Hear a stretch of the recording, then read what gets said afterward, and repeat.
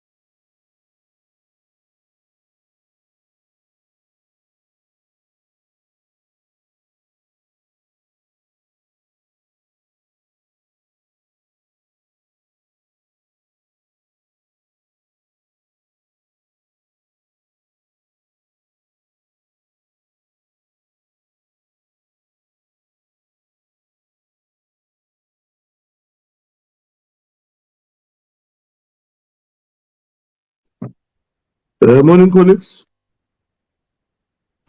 Morning, Chair. Morning, Chair. Morning, colleagues. Valerie, hey, Mabena. Hey, how are you, leadership? Hey, good, my brother. Oh, we're still Nedbank Cup champions. Thank you. I forgotten that thing.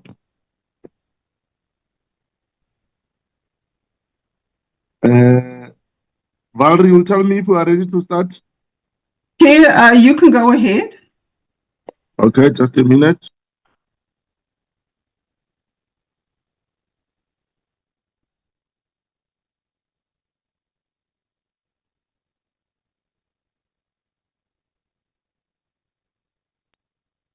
Morning, colleagues.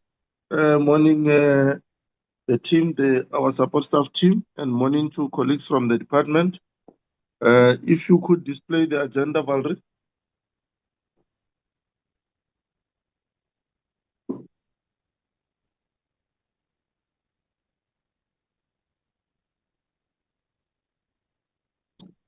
Colleagues, good morning today, the 10th of June, 2025. We are meeting once again here on our ordinary PC on transport meeting to reflect on the input, additional written and oral submission on the merchant shipping bill, responses from the department thereof, and then we'll also be dealing today with the adoption of the consideration and adoption of minutes of proceeding and outstanding oversight reports of the oversight that we conducted I think it was around April, if not May. We'll deal with those two oversight reports today. But I want to take this moment to welcome all of you once again and wish all of us a fruitful and sober discussions in this session with the hope that we'll continue to move South Africa forward with our discussion and our deliberations and our inputs thereof. So without much ado, Valerie, I would want you to take us through the apologies for this presented before you for this meeting. Chair, apologies were received from Ms. Kobe and Dr. Hunsinger, as well as the Minister and the Deputy Minister.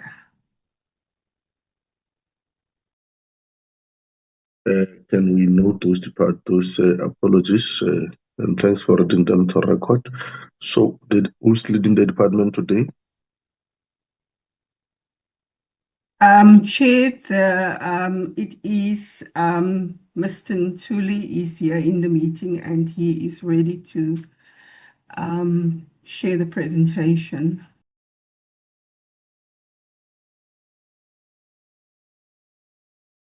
Mr. Ntuli, together with the team, you are welcome to this meeting. We note the apologies of your principal, both the DM and the minister, and we welcome you to be leading the team today. You can take us through, unless you have something to say before you take us through. You are welcome to take the platform and take us through. I think we have about 30 minutes to take us through the whole process. Okay. No, thank you very much, Honorable Chair, and good morning to all honorable members. Yes, indeed, we have apologies. I'll just repeat that of our DDG, Mr. Madikwe, who is currently traveling. And but in the team, we have our legal advisor, Ms. Patsiri, who is in the meeting, and I also have my other team members, Mr. Matala and Mr. Kuma, and obviously I think supported by the parliamentary officer, Nicholas. So, Chair, without further ado, I would like to then proceed considering the time, but I just want to make sure that I'm audible enough.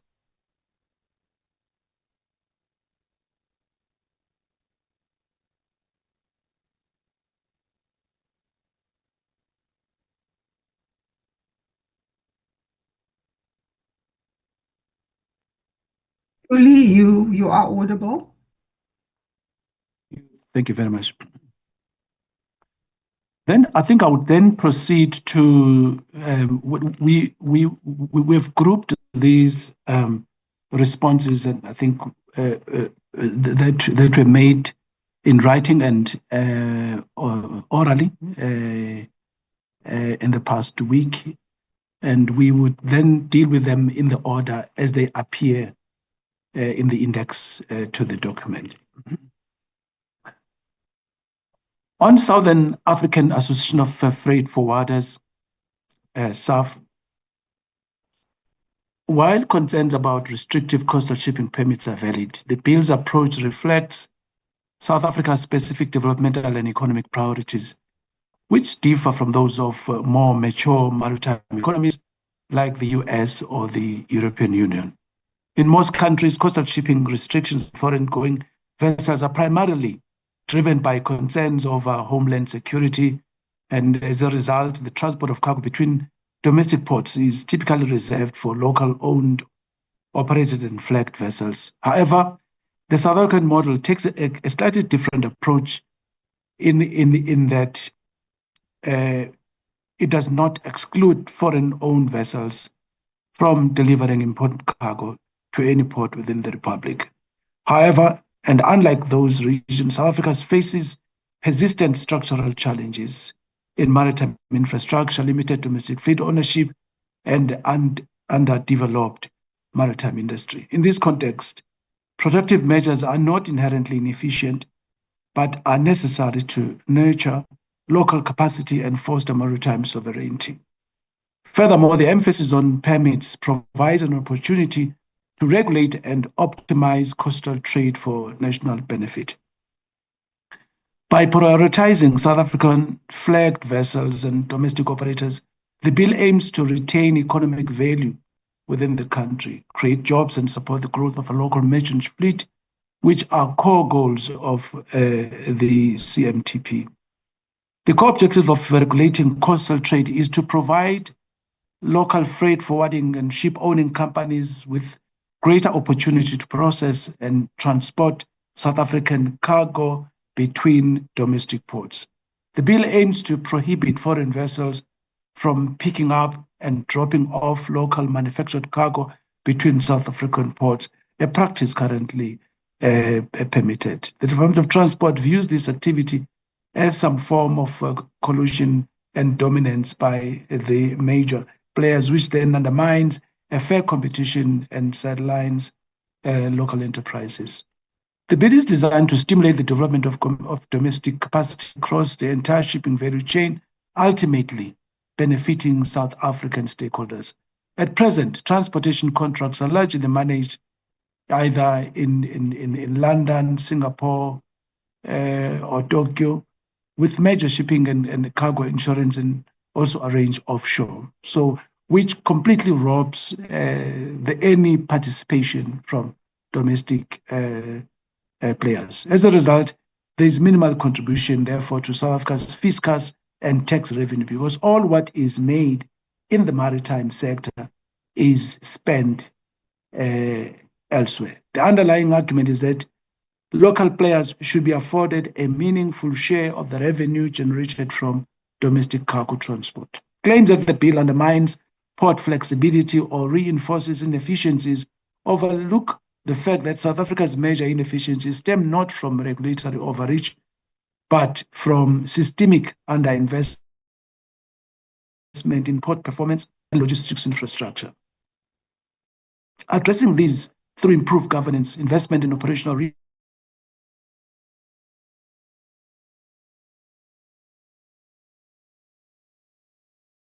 reforms can coexist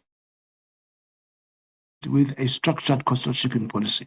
In short, the best practice, it removes Africa from a dependency on foreign flag liners to a more balanced sovereign maritime economy, while still allowing for targeted exemptions or phased implementation to ensure minimal disruption to supply chain efficiency.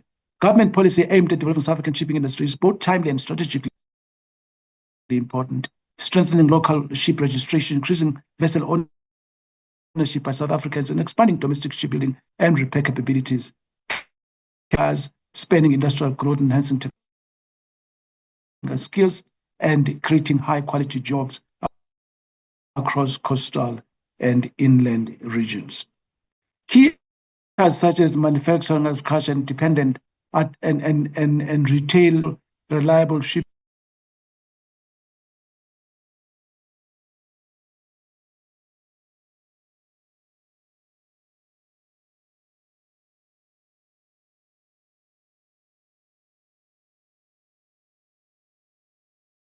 Are we losing you?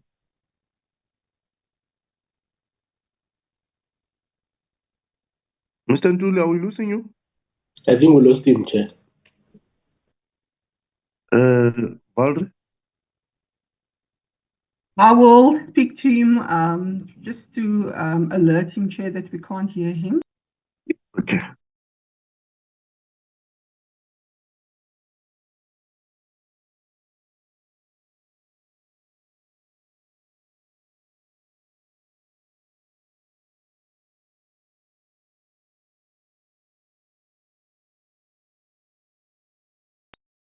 Chair, Mr. Ntuli indicated that they have struggles with the network connection. Chair, Okay. What do we do? issues of service delivery, Chair. And that's the challenge. Service delivery. What service delivery plus? There's no electricity or a network where Mr. Ntuli is struggling. So apologies. Apologies. We're back now, Chair. Thank you very much for saving us from Plus. Well, it is true that South Africa's port productivity currently lags behind global benchmarks. This should not be viewed as a reason to delay coastal shipping reforms. It is precisely the kind of structural constraints that well-designed maritime policy can help address. Coastal shipping, when implemented strategically, can act as a catalyst for broader investment and reform in the port and shipping ecosystem by creating demand certainty for local maritime services and justifying upgrades to infrastructure, equipment, and skills development. Relying solely on resolving all infrastructural issues before introducing policy reforms creates a chicken and egg dilemma. International examples show that coastal shipping frameworks often function alongside and even drive parallel improvements in port and maritime capacity. For instance, countries that successfully grew their domestic fleets often did so by introducing phased or conditional coastal shipping, which encouraged domestic investment while allowing for flexibility where capacity was lacking. Few examples: Indonesia introduced a phased cabotage policy, and that policy introduced rules since 2005, culminating in 2011 full implementation of the cabotage law. The conditionality there was that initially foreign vessels were allowed to operate in certain sectors, offshore and oil, where domestic capacity was limited. the impact of this was a growth in an increase in foreign vessels, and as well as development of a domestic fleet. In Brazil, it's conditional cabotage with incentives through the Maritime Fund, which that country has, and the famous United States, it's the Jones Act, completely mandated only US-built, US-flagged, US-owned, US-crewed vessels operating in the domestic market. There are waivers which allow, in cases where there is insufficient tonnage, for foreign vessels to come in. And the impact is good. The US has grown and maintained a good footprint in domestic ship ownership. In the Philippines, faced liberalization with domestic protection, and this has resulted in the growth of the domestic fleet, both in terms of ownership and as well as serving the specific routes. In India, is conditional protection, where coastal shipping is reserved for Indian flagged vessels, but licenses can be granted to foreign ships where no suitable Indian vessels is available. And the takeaways from this is that phased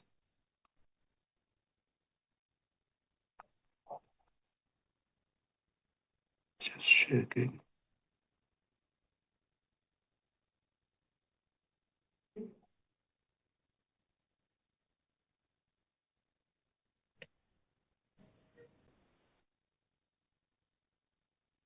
The takeaways there, which is in paragraph 14, is that a phased conditional cabotage creates a predictable policy environment and allowing limited foreign participation where capacity is lacking, maintains service levels, and prevents economic disruptions. And financial support and regulatory incentives often accompany these policies to accelerate domestic fleet development. It is in this context that Clause 69 of the bill provides for measures to support South African ship ownership. The cited 14 billion potential logistics costs from a single port of call restrictions deserves careful scrutiny. Such estimates assume rigid implementation and ignore possible mitigations such as exemptions for strategic cargo types, transitional arrangements, or performance-based permit models. Moreover, these figures do not account for the long-term economic gains of developing a sustainable and sovereign maritime industry, such as job creation, local procurement, and reduced dependency on foreign flagged vessels. Regarding Transnet and Transnet Port Terminals coastal shipping reforms, offers an opportunity to align their roles in ways that support domestic shipping objectives. Ultimately, the goal is not to implement coastal shipping in isolation or at the expense of efficiency, but to integrate it within a balanced, phased, and reform-driven maritime development strategy. Delaying action risks perpetuating South Africa's vulnerability in global shipping and missing a window to build national capacity in a sector of such strategic importance.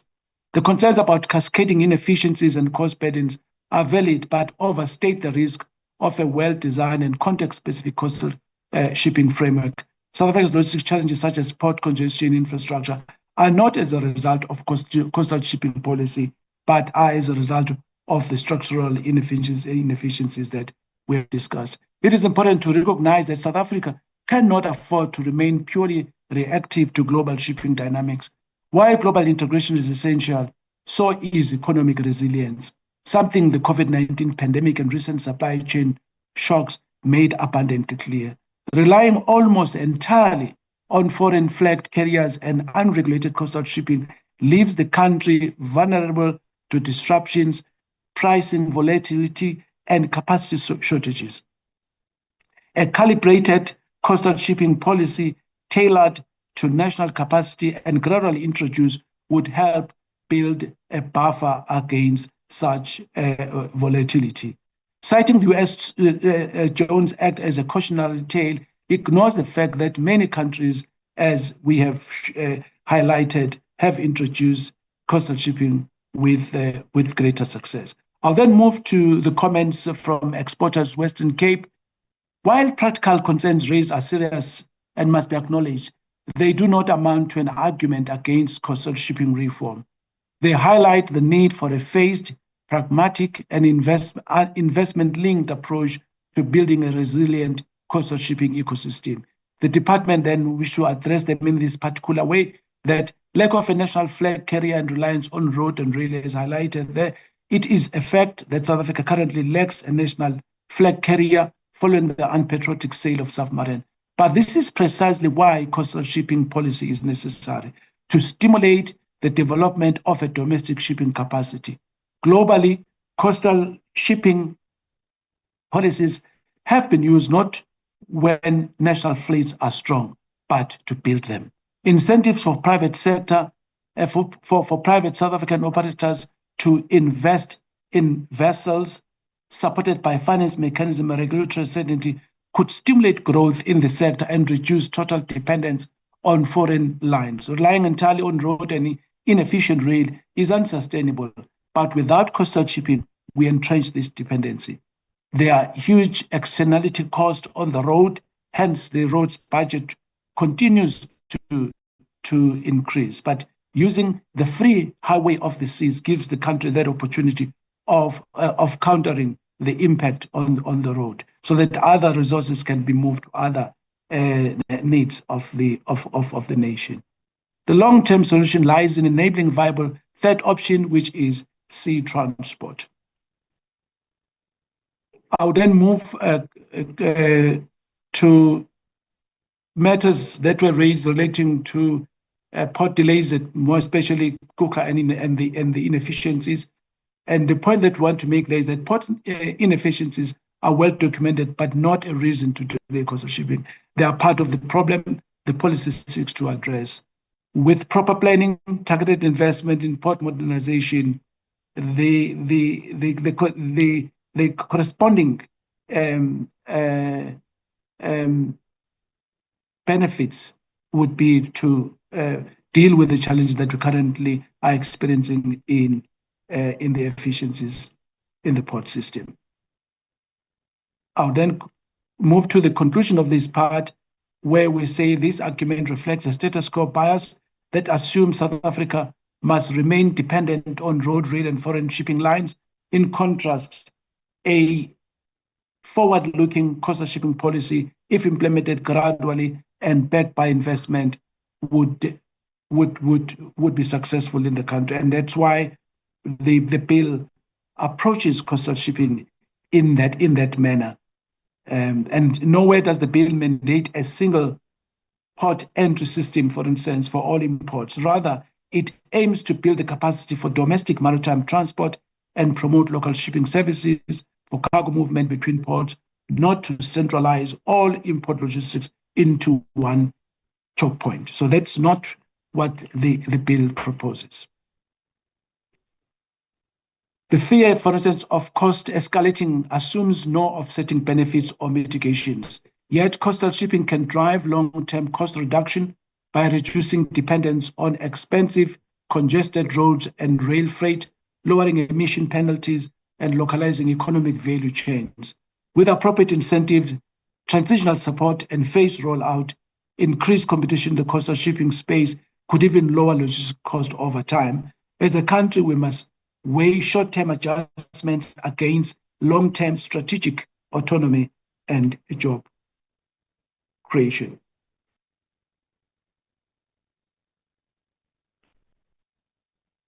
This on the issue where that Exporters Western Cape call for further thought, the point is well taken. However, instead of rejecting the bill outright, stakeholders should push for refinement timelines and adaptive mechanisms such as exemptions, pilot programs, and review clauses. And constructive engagement will ensure that the bill's intention of building a resilient, inclusive maritime economy are realized without compromising trade efficiency. The major shipping bill's coastal shipping provision should be viewed not as a threat to trade, but as a foundation for long-term economic resilience.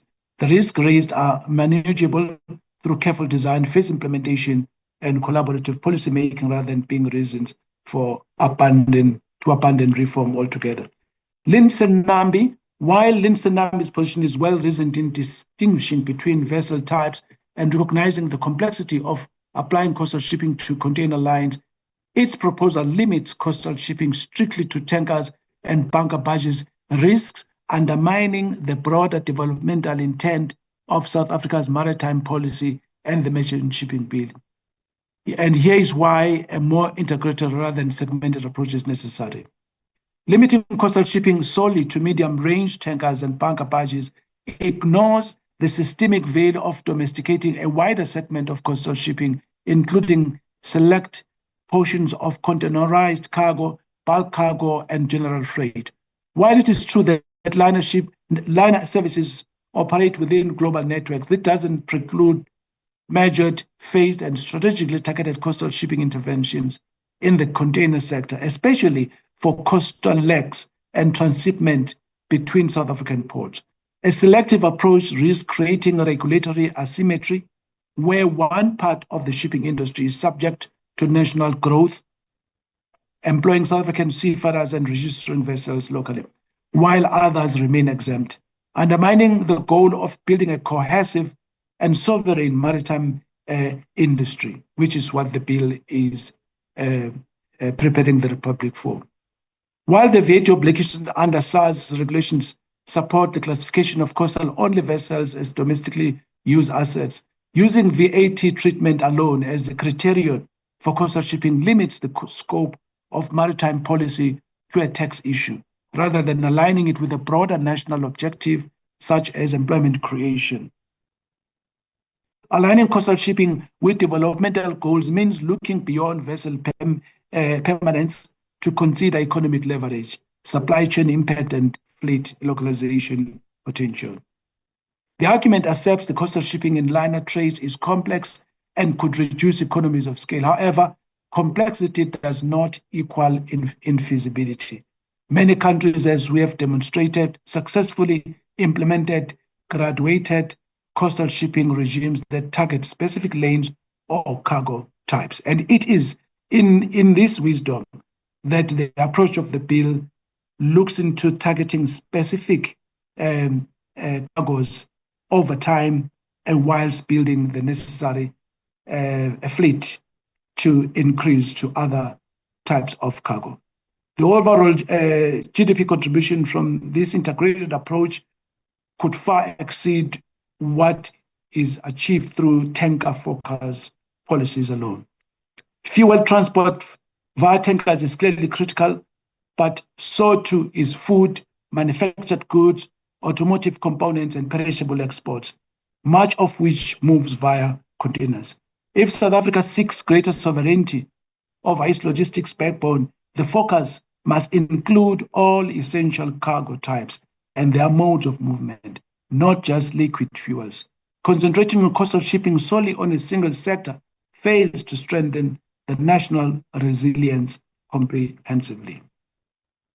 Vincent Nambi's argument, therefore, rightly identifies the value of applying coastal shipping to vessels with permanent coastal deployment, but stopping there misses the full opportunity for national growth, maritime workforce development, and industrial capacity building.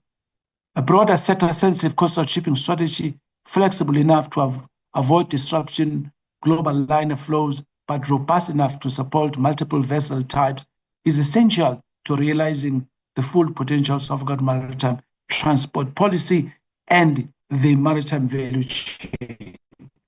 Because over time, the Republic, when running a successful coastal shipping market, the spin-offs would extend to shipbuilding, ship repair, and an opportunity for small harbors to play a role in moving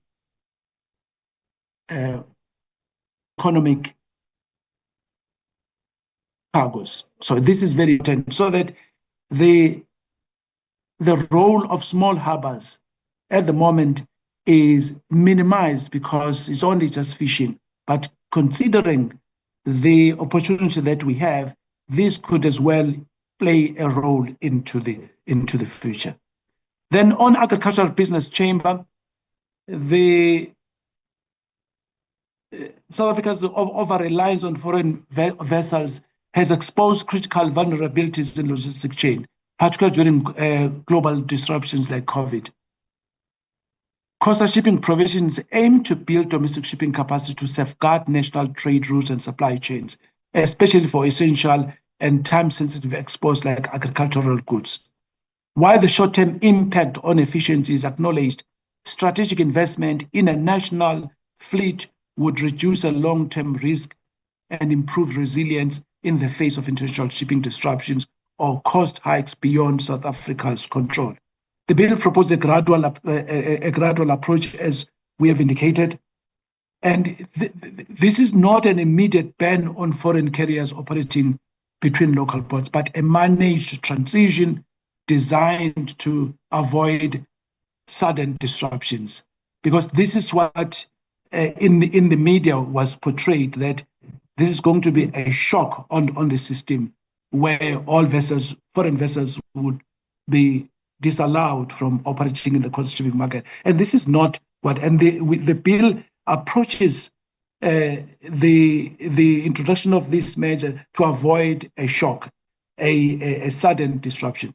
This phase model allows stakeholders like the fruit industry to plan and adapt logistic strategies, government to develop capacity and incentivize local shipping investment, time for cost, benefit, and impact assessment, which will be critical input into the minister determining the cargoes that must be moved through the coastal shipping permit arrangement. Rather than undermining growth, coastal shipping provisions could complement the expansion of agriculture by ensuring that the logistics infrastructure grows with it. South Africa has an opportunity: create a sustainable maritime jobs, including shipbuilding, crewing, logistics, and port services. B, retain more of the value chain within the national borders. C, encourage public-private investment in cold chain infrastructure and port upgrades specifically tailored to perishable exports. One a fruit grower in Western Cape complained, for instance, that the major shipping lines are now forcing them to use their warehouses before their products are loaded on ships. So and they've got no alternative, so they have to, because there's no alternative to support this local industry geared for export. And the bill creates, over time, it will ensure that we have not just only the ships that are going to be handling the coastal, but the entire value chain, including warehousing in infrastructure. South Africa is not alone, and as we have indicated, in terms of the coastal shipping policy.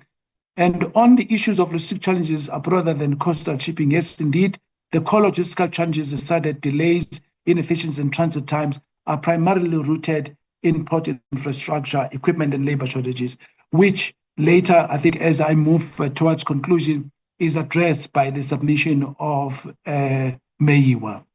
Coastal shipping provisions are not the root cause, and their careful implementation can be part of the solution, especially if aligned. Port reform and infrastructure modernization, cold chain investment, regional trade facilitation efforts under the ACFA. You may have as well noticed the mushrooming along the strategic corridors of the warehouses owned not by South Africans, by foreign players, which is good. It's good investment into the country. But the reality of the matter is that there's an absence of participation by South Africa. South Africa remains a consumer of all these services, and this is the break we want to make with the coastal shipping. Coastal shipping, as the policy articulates, is the only mechanism that South Africa can rediscover itself and win again to have a footprint in shipping, like once upon a time we had in submarine. And I heard that, I think the presenter last week, blaming government for not coming in at the time. It was in 1996, on the eve, the deals were made even prior democracy. and some of those ships went to the US market, others went to Greece and all others. So they were really spreading out what could have been maintained into democracy.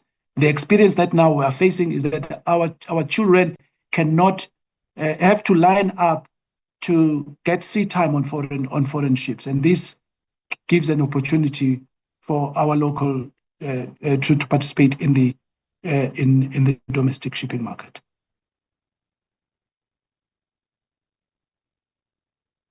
Moving, the fear, therefore, that coastal shipping will drive up logistics costs and reduce competitiveness is based on a narrow, short-term view of the shipping landscape. Instead of rejecting coastal shipping as a country, we should embrace it as a catalyst for developing a globally competitive maritime sector with tailored support for high-risk industries like agriculture. The key is sequencing and support, not abandonment. With the right approach, South Africa can retain its export competitiveness and build a sustainable maritime economy. Lastly, the submission by Moses Mayiwa, we can only, I think, agree to this because it gives another practical approach to the implementation, where they, for instance, highlight that South Africa can implement a cost-optimized, industry-aligned coastal shipping regime that strengthens its intermodal supply chain transformation by incentivizing the right kind of vessels and integrating coastal shipping into existing logistics architecture. So pragmatically, they've provided a possible type ship that can depend on itself rather than on huge investment on infrastructure. With those specifications, the vessel types enable cost-effective service deployment and lower barriers to entry for coastal operators, resulting in reducing congestion on the road, improving OEM logistics with coastal responsibilities of vehicles and parts, minimizing capital expenditure on new port superstructure. So they recommend the fast-track policy development for a national coastal cabotage framework based on the vessel characteristics. The vessel characteristics would be one model that may deal, for instance, with the challenges of infrastructure, because the ship would propel itself. It would not need any assistance, and as well as the cranes of moving cargo from offloading cargo from ships and loading onto ships would even move faster. I think, Chair, we want to end here and thank the opportunity to respond to the comments that were received in writing and as well as echoed last week during the oral presentation. I hand over to you, Chair. Thank you very much. Thanks very much, Mr. Ntuli, for well-worked document. Colleagues, here you are. The department has now responded to the oral presentations and written presentations made last week. And over time now, I'm going to request members who want to reflect, ask questions. I'll also come in on some questions.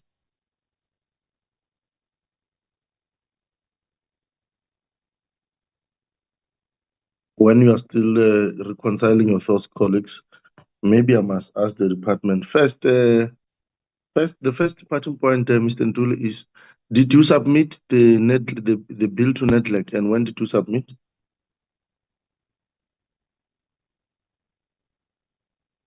Thank you, Chair.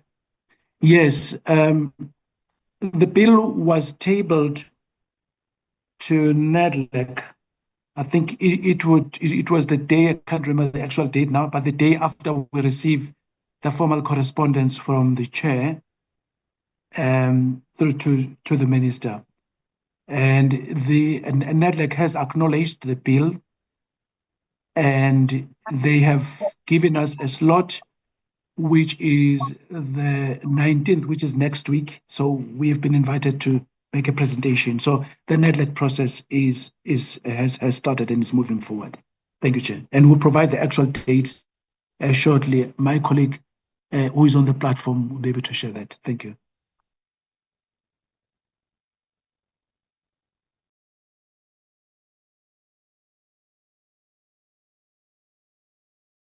Good morning, Chair. Good morning, Chair.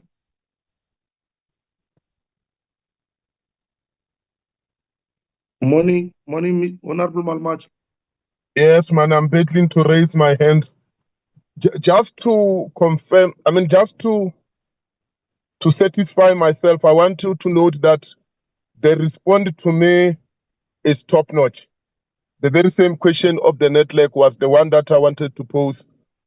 I can safely say I am covered with this response, and I think it's well and good. Thank you. Okay. Thank you, Mr. Malmata. Montana. Brother, you'll follow.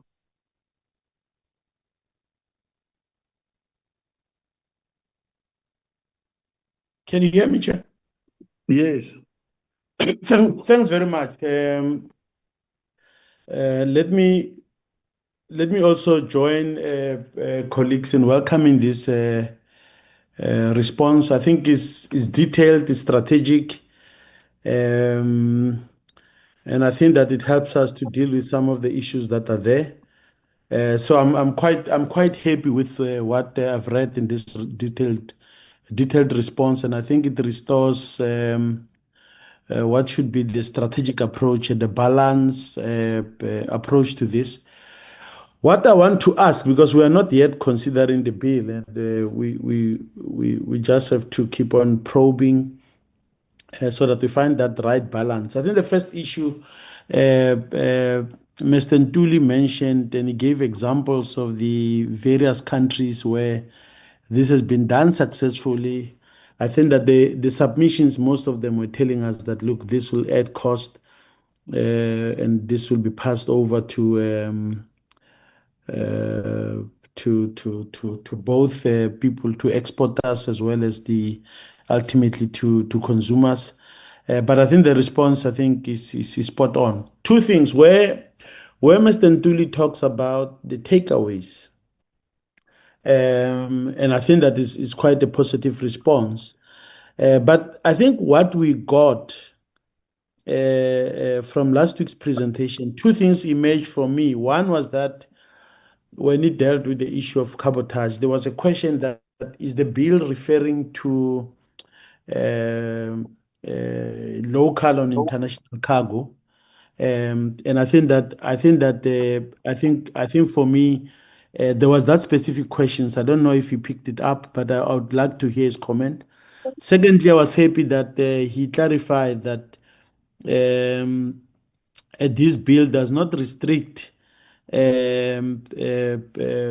shipping or docking in one port. I think that was an issue that was raised very strongly, and the implications of that. But the big question I want to ask is don't the department think it is also important? I don't know what model you are running, particularly where Mr. Ntuli says that some of the submissions ignore the fact that there are actually quite benefits in terms of unemployment when you implement some of those measures. But I think we're saying it theoretically.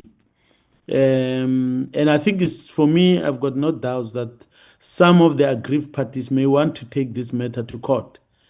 The court will want to know, number one, what model did the cost benefit analysis, did you factor all of those? And I think that those things must be demonstratable.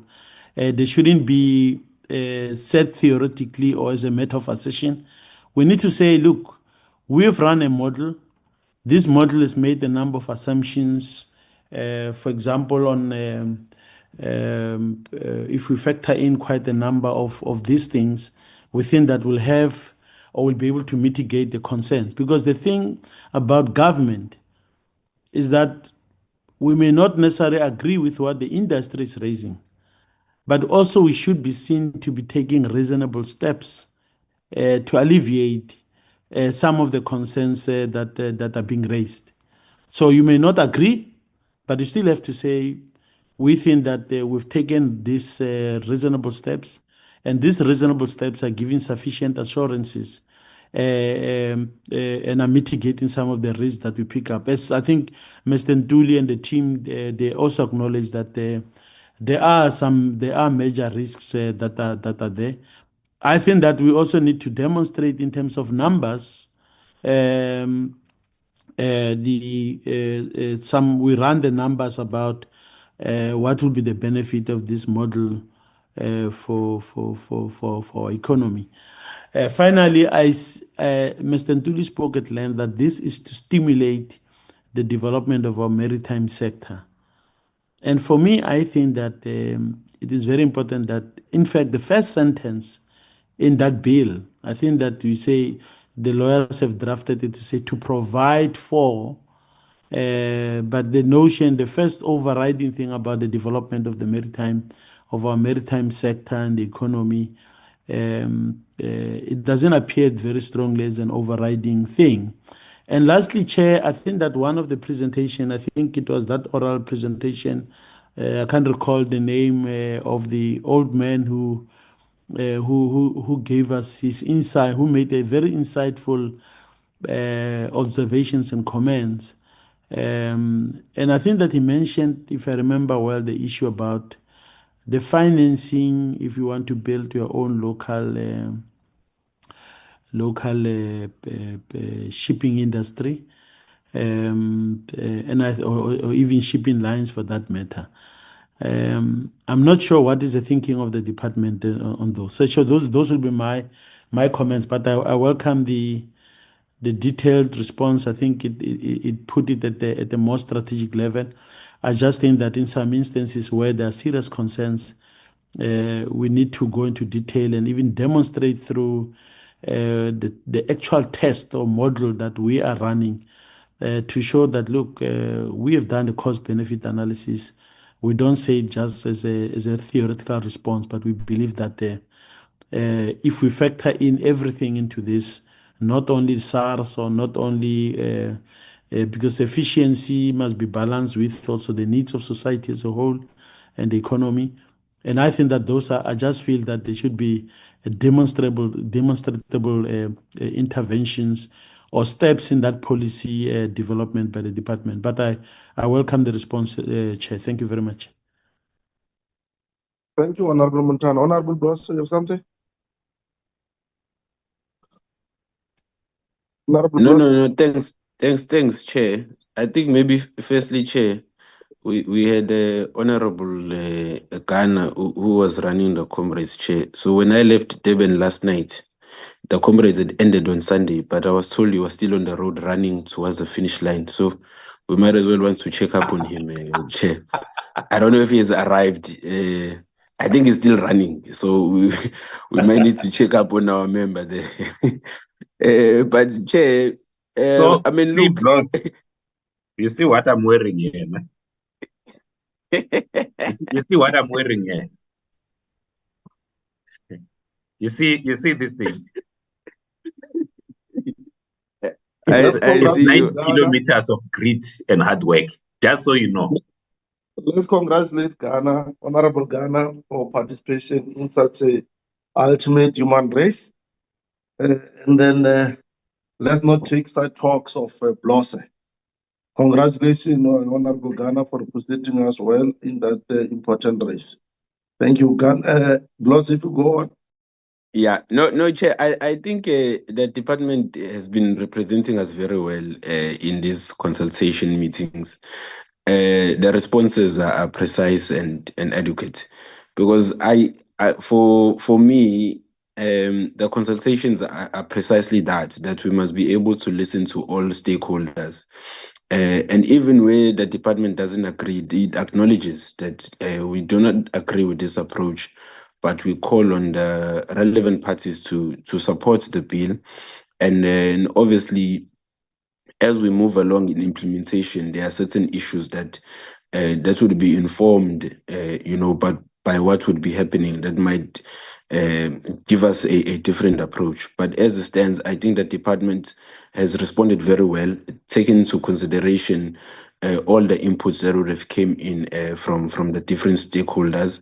And it shows that they listened to everyone and took their time to respond and make inputs to everyone who would have has made suggestions or would have cried about this or that or the other.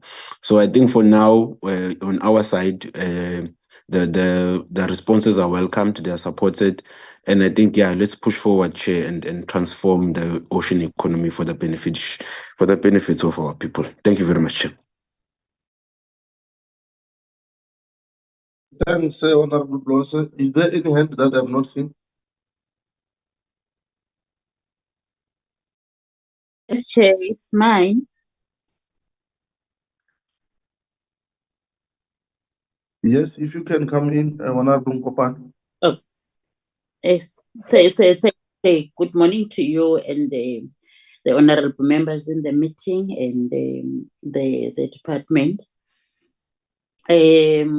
Chair, I want to agree with the honorable members that the department has done us very good work here. And I would like also to raise one last issue, Chair, because I had two only, that was modeling, as well as the issues of concern by the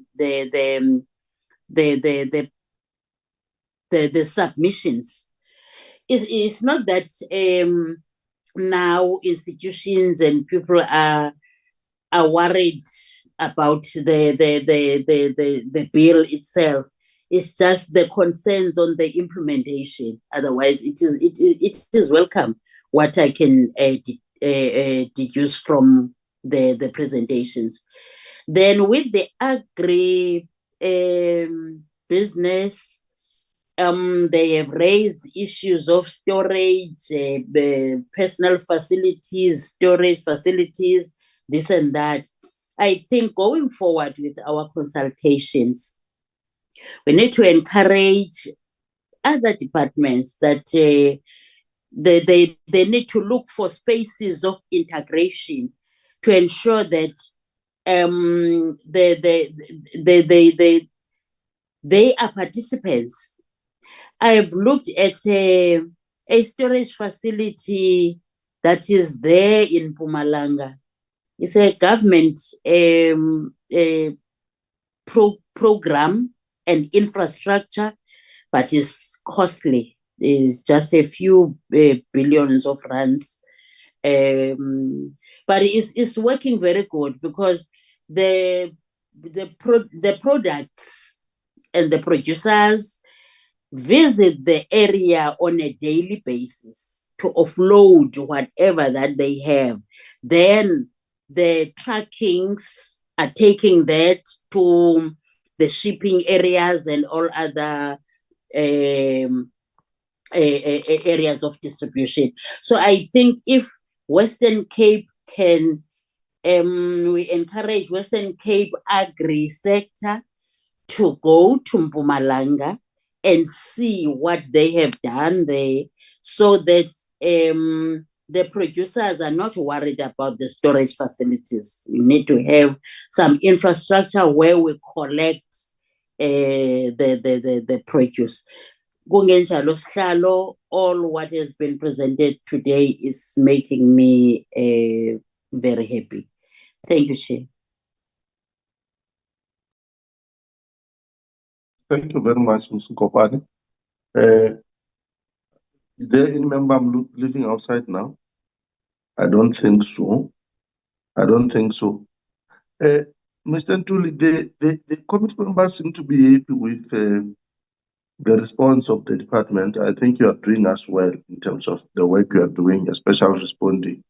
What is a matter that I may want you to respond to is, one, is that For sure, the three of the written submission or those oral submission we received worries much about the whole issue of cabotage. And they strongly believe that if that particular clause is as it is, and the bill is turned to an act and with a particular effect date, without us having internal capacity from our SA coastal shipping capacity, is likely to impact them negatively. Haven't you thought of a phased approach in terms of implementing the act should this bill be passed to an act? And what is our current capacity now? If we are to deal with that, what volumes can we be able to carry from one port to port internally? Yeah, I'll leave it there.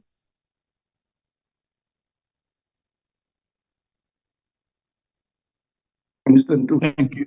Thank you. Yes. No, thank you very much, Honorable Chair. And we are humbled by the response, because indeed, I think the inputs that have been received from South Africans who are represented by the companies that made submissions is considered very seriously, because one thing that we would want to avoid is to cause disruption and to introduce matters that would not bring about the kind of results that the policy envisages.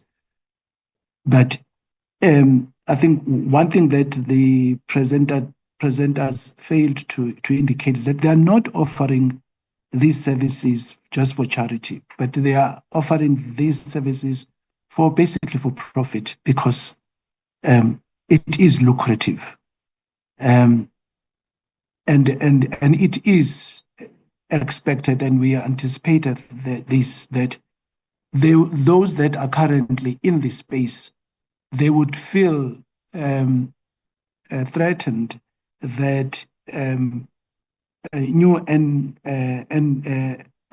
players would disturb the status quo. South Africans who are participating in the value chain at the moment, they are participating as servants or service providers to the major shipping lines, foreign shipping lines, to which we are so grateful that they've seen a market in South Africa and they are actively participating there. But like all maritime nations, and South Africa here in this part of the world, in a strategic shipping route, cannot sit and observe when we have so much challenges that we are currently experiencing as a maritime nation. So this policy then aims to not take everything, but to create an opportunity for South Africans to participate in their maritime economy. At the moment, South Africans are absent. So we end up really being consumers. Now, the question about the international leg. At the moment, the experience or the practice that we have is that these international carriers come in with cargoes. Let's make an example of containers. So they'll drop a couple of containers in Durban, which would be their first port of call in Durban, and then they then have containers that are meant for instance, of East London or for Cape Town. So what they do then, they load cargoes coming from Durban, in addition to what they've brought in, because they're going to PE. So they load also cargo which is collected in Durban for East London. So when they reach there, they offload, and what was there, they'll offload everything, but then they pick up some cargo meant for Cape Town, and then they would then sail away. So, which means that they've been doing this because there's no one who's doing it. But if the market, if this enabling legal framework we are introducing is going to encourage participation, then they would have benefits in that they don't have to do all these stopovers, but they would come in, and so the turnaround time for their ships is going to be quicker. They've got no really interest in doing domestic shipping. It's because the space is not occupied at the moment, so that's why they're doing it all. The barriers are not only in terms of legislation, but is the barriers on knowledge.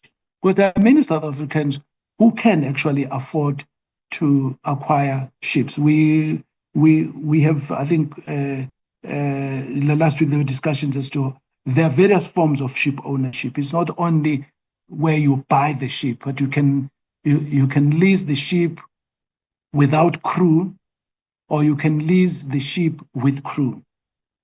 And you can lease the ship for a particular period on which you would be using the service. The reason why at the moment you don't have South African participation is because there is no enabling framework that guarantees. In shipping, there is an expression that cargo is king. Cargo is king. The reason why these carriers are kings at the moment is because they've got cargo. And not only cargo that we import from these countries, but cargo that we produce here for local consumption.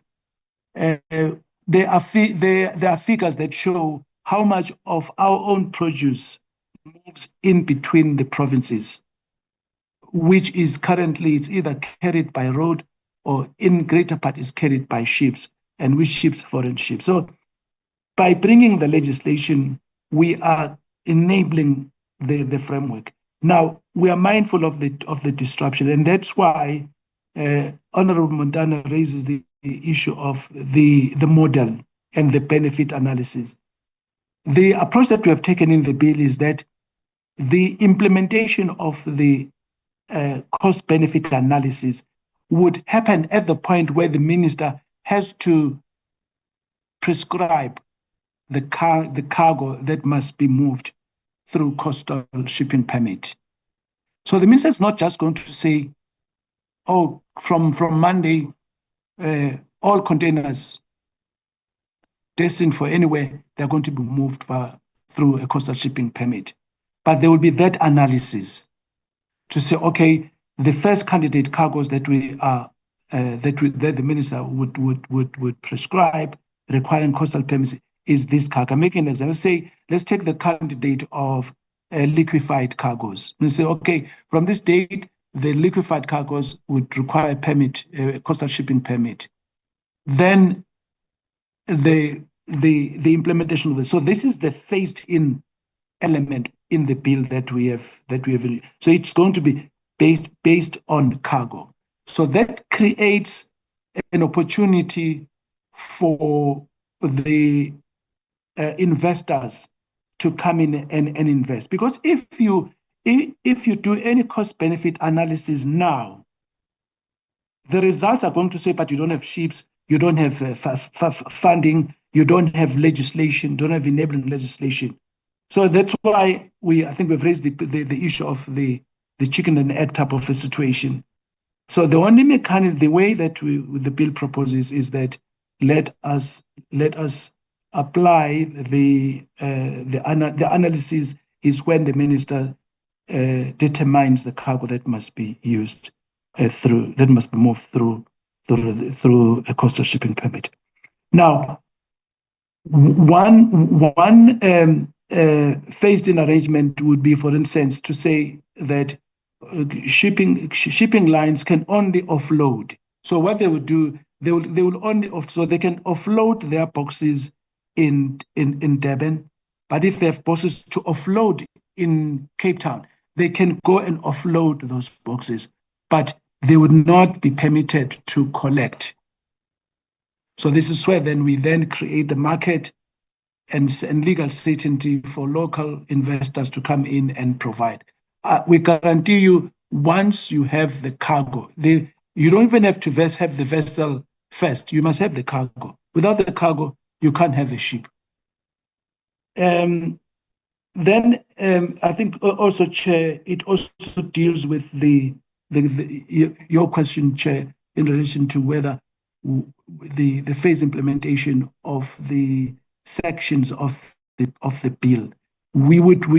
I think for coastal shipping, with department prefers that we phase in the candidate cargoes that must be moved through the medium or through the requirement of a permit, because then if you have an enabling legal framework, it then guarantees people to go to raise the funding for people to acquire the ships, and then because one of the things, for instance, that the minister, in analyzing the kind of cargoes, for sure we would have to check whether do we have people who can raise or people who have ships to move the cargo. I don't think that the minister would publish a list of a ship that requires coastal shipping permit without testing whether there are ships actually to move that cargo. So the department, in terms of the capacity, there's not much capacity that will need for this, other than obviously the establishment of the shipping information center that the bill promotes, but also then an MOU with DTIC and as well as tourism for purposes of and treasury purposes of the incentives that will be required to promote ship ownership in South Africa. Thank you, Chair.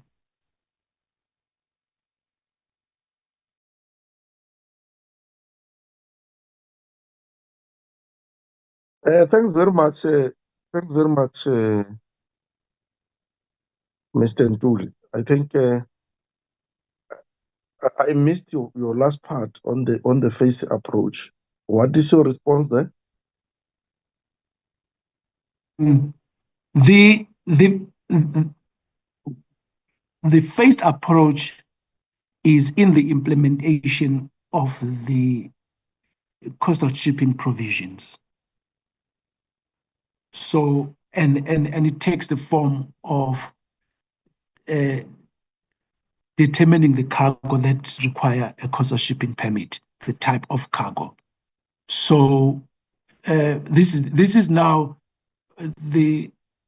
so that will be the phasing in rather than delaying, because I think we want to separate delaying implementation of the whole section on coastal shipping until certain things are done. Instead, we want to delay the general application on all types of cargoes.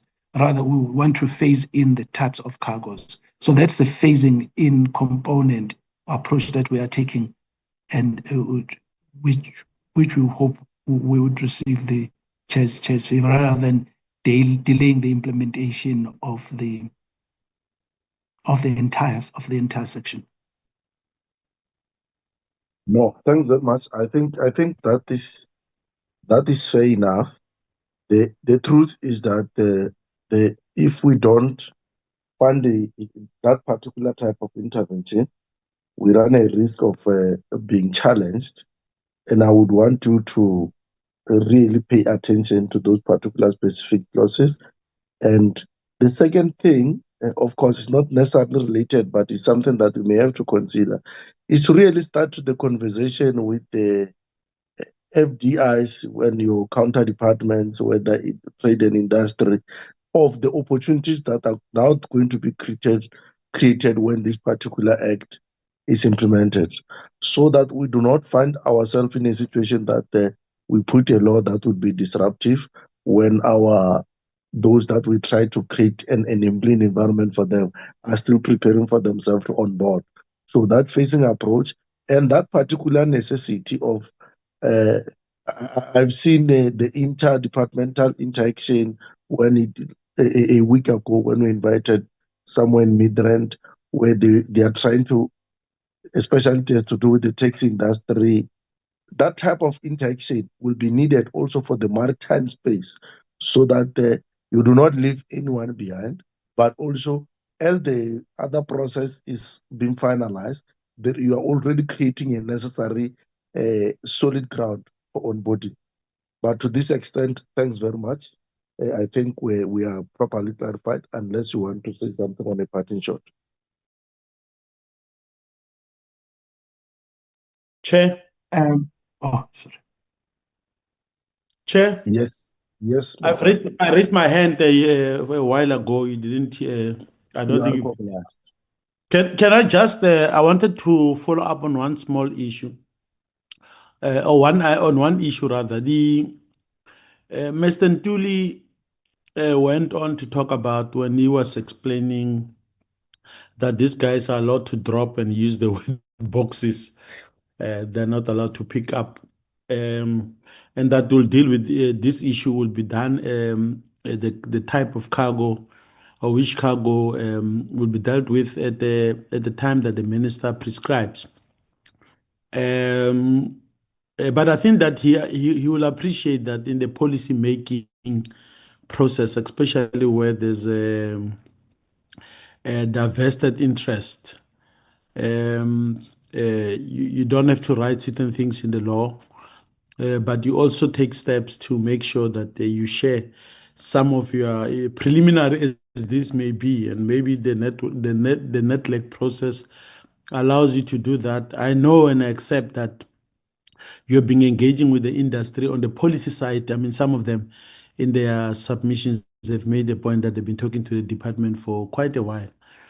But there's no doubt that some of these guys quite clearly they'll never accept whatever you do.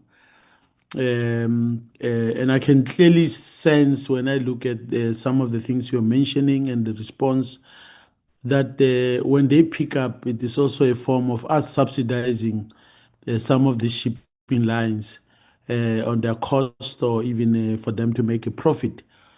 So you rather build your own industry than subsidize these companies that are not even our own companies. But having said that, I think that the uncertainty where they see this, okay, the law is passed, assuming that the law is passed, and then there's regulations, and they think, I think they're also saying we can't go there blindfolded without knowing where we are going. Now, it's not necessarily an issue that requires the amendments to the law or the draft that you have, but it's the department on the policy side, even at the political level, when it engages with the industry.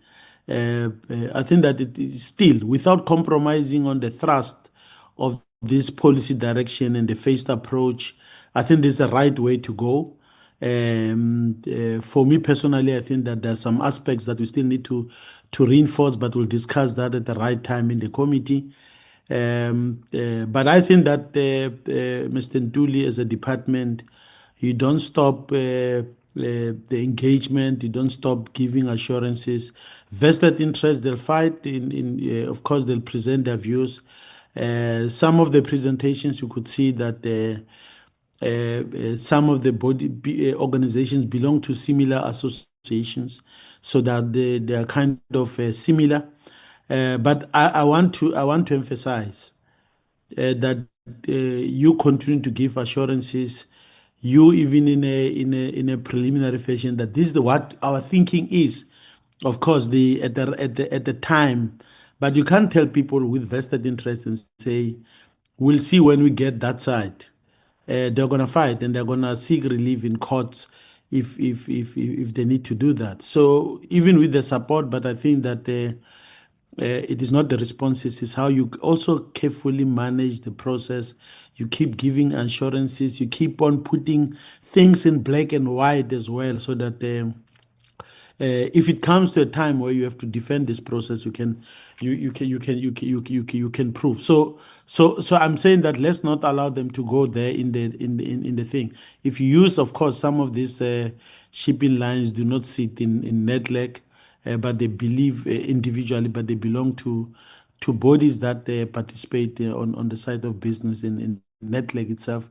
But I think keep on talking as well until such time that the bill is signed and sealed, the regulations or prescriptions by the minister or what SAMSA will do on its side, I think that the department shouldn't tire to engage, because we know that there's just a lot at stake, and people should not find a loophole to challenge what otherwise is a good policy intervention, in my view. Thank you, Chair. That's the point I wanted to raise. No, thanks very much. Thanks very much. I think, Mr. Ntuli, would you have heard this last comment by Honorable Mutana and how it goes with what I've said. What we need to manage carefully is that we do not want a situation where, when such a good law, which is a serious potential to really turn our maritime economy around in the benefit of our people, can then be challenged in court and will then be found wanting and will then be seen to as though if we are disruptors. Sometimes a good law, if not properly communicated its intention, it can actually be challenged and we find ourselves wanting. But to the extent of what you are saying, and taking all the consideration and the points made today, I think you should then be able to navigate the space to the extent that all your matters becomes clear. Those that need to be articulated in policy positions, onboarding, facing in, facing out, you'll then be able to manage them. But such a communication need to be all out there. Secondly, is the very issue I touched on of trying to stimulate, make the industry happy, not necessarily happy, but make the industry ready to be onboarded in as far, especially the previously marginalized and so forth. Thanks very much. If you have a parting shot. Yes, no, thank you very much, Chair. Yes, indeed, I think we were grateful to this guidance that's been given. We would intensify that without creating a parallel process, but by explaining and engaging, and was, I think, putting our ducks on the row. But the reality, we appreciate that it's not going to be an easy one, because there are indeed, I think, vested in interest at play. But I think it's going to be, I think, a situation of navigating carefully and not leaving anyone behind, and everyone understanding the position that is being, I think, taken here.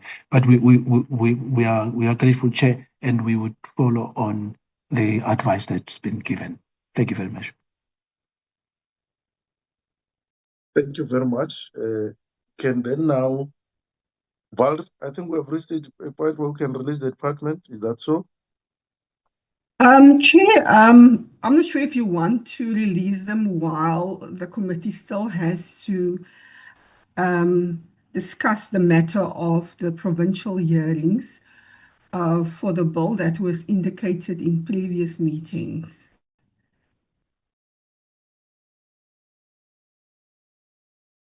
I'm not sure whether it will require them or is something that we can always communicate with them when we're ready.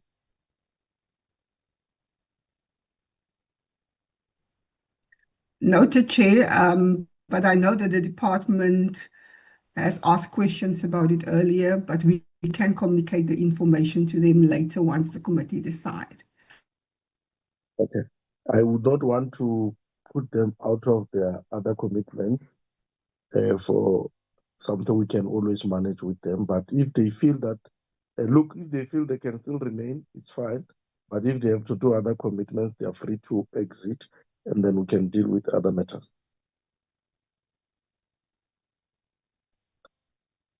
Thank you very much. Thank you, Chair. Thank you. Goodbye. Thank you. Thanks, colleagues, and thanks for a good work. Well done.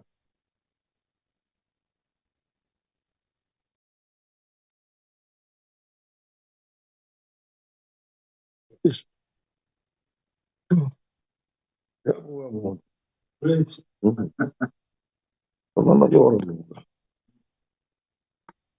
Refuel water for me? Yeah, I think Yes. Hello?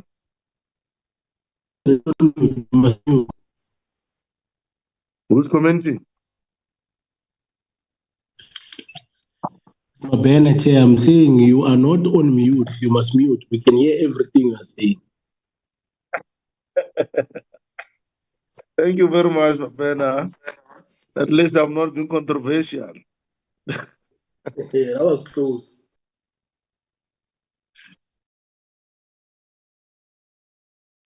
I only heard that the chair was instructing us to drink some water.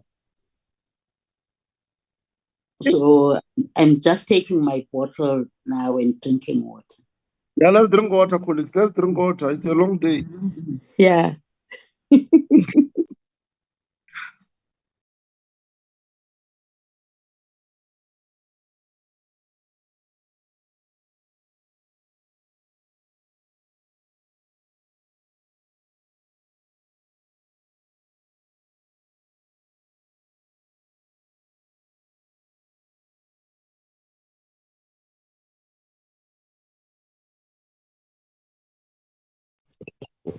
Are we still drinking water, Chair, or are we going to proceed?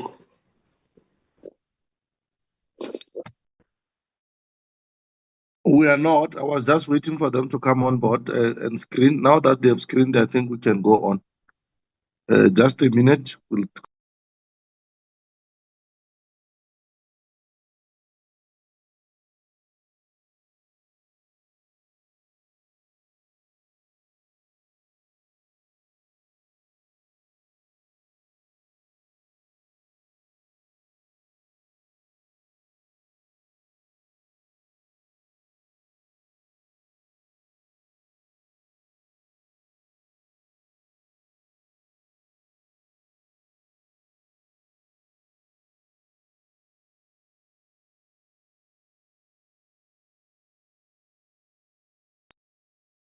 colleagues, thanks very much. I think we can start now. Who's taking us through the oversight report on portfolio committee on Transnet on his oversight visit to Transnet State-owned company limited and South African Airways State-owned company limited from 25 February to 1 March 2025. If we can deal with the report quickly. Morning, Chair. Who's taking us through, Alma? Yes, Chair. Am I audible? Yes, you are audible. Take us through, please. Right. Thank you, Chair. Members will see that we have some additions here in the document in red, which we have received from Mr. Montana. And we just need to get some clarity from the committee on whether the committee agrees with his specific input. So we have the purpose of our visit. Based on the suggestion there, we just added that the committee was invited by Transnet to come and see their facilities. So that's just an enhancement of the purpose. And we've got our delegation. The purpose of the report is very general. Then we highlight the engagements that the committee had with the board and the EXCO.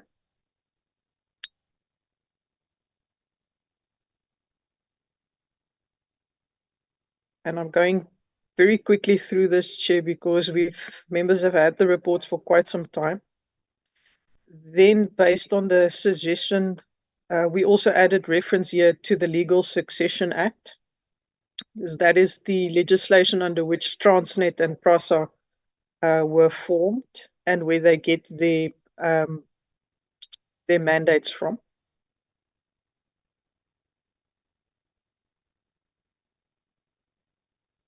Then, Chair, the business performance is highlighted in this section.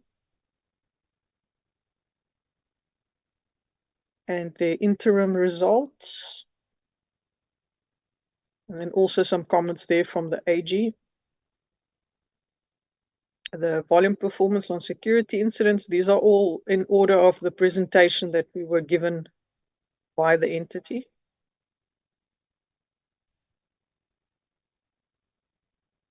And then it's the engagement with the National Ports Authority and our port terminals and freight rail. Chair, we just highlighted the RTS. We just needed clarity from Transnet on exactly what that abbreviation was in their slides. They've not yet provided that. So in our final edits, as soon as we get the full explanation of RTS, we will add that. Then we have the discussion with TRIM and the current state of the network. Their people management strategy, their legal matters are all as they presented it, Chair. Here, I just highlighted the costs. I just wanted Transnet to also verify, because it almost looked like they had double expression.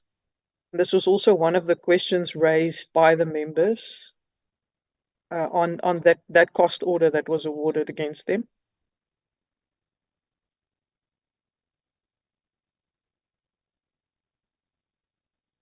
It's the SARS case, MV matters.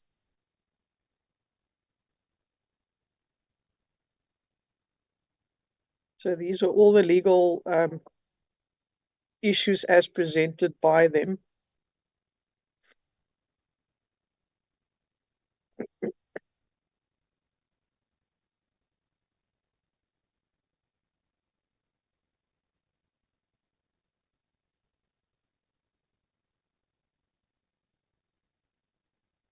Then we get into the site visits. So we list all the different site visits we had with Transnet. And then we have some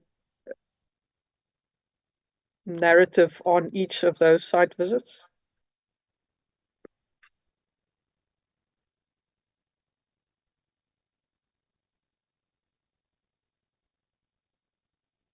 The Chair again here just highlighting these numbers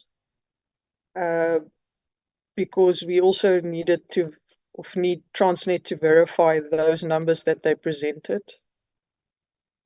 Because members indicated that there was a difference between the numbers presented by the working section or the division versus EXCO.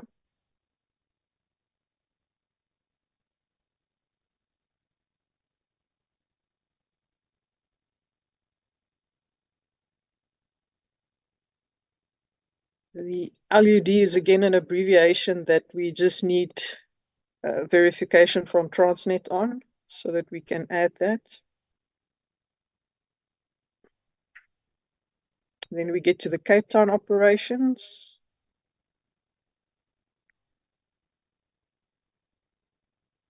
STU, again an abbreviation that they need to verify.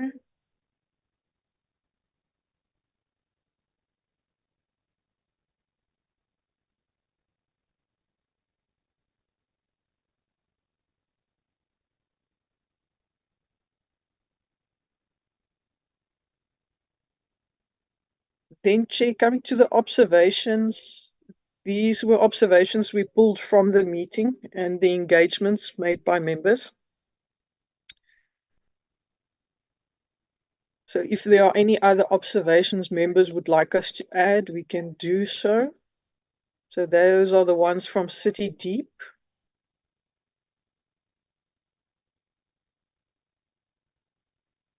The engineering side, Kurusport.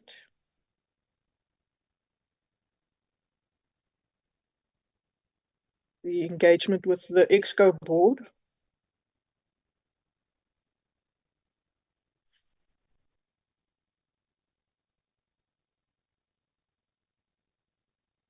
TFR and TRIM in the Central Corridor trolley trip. Port of Cape Town.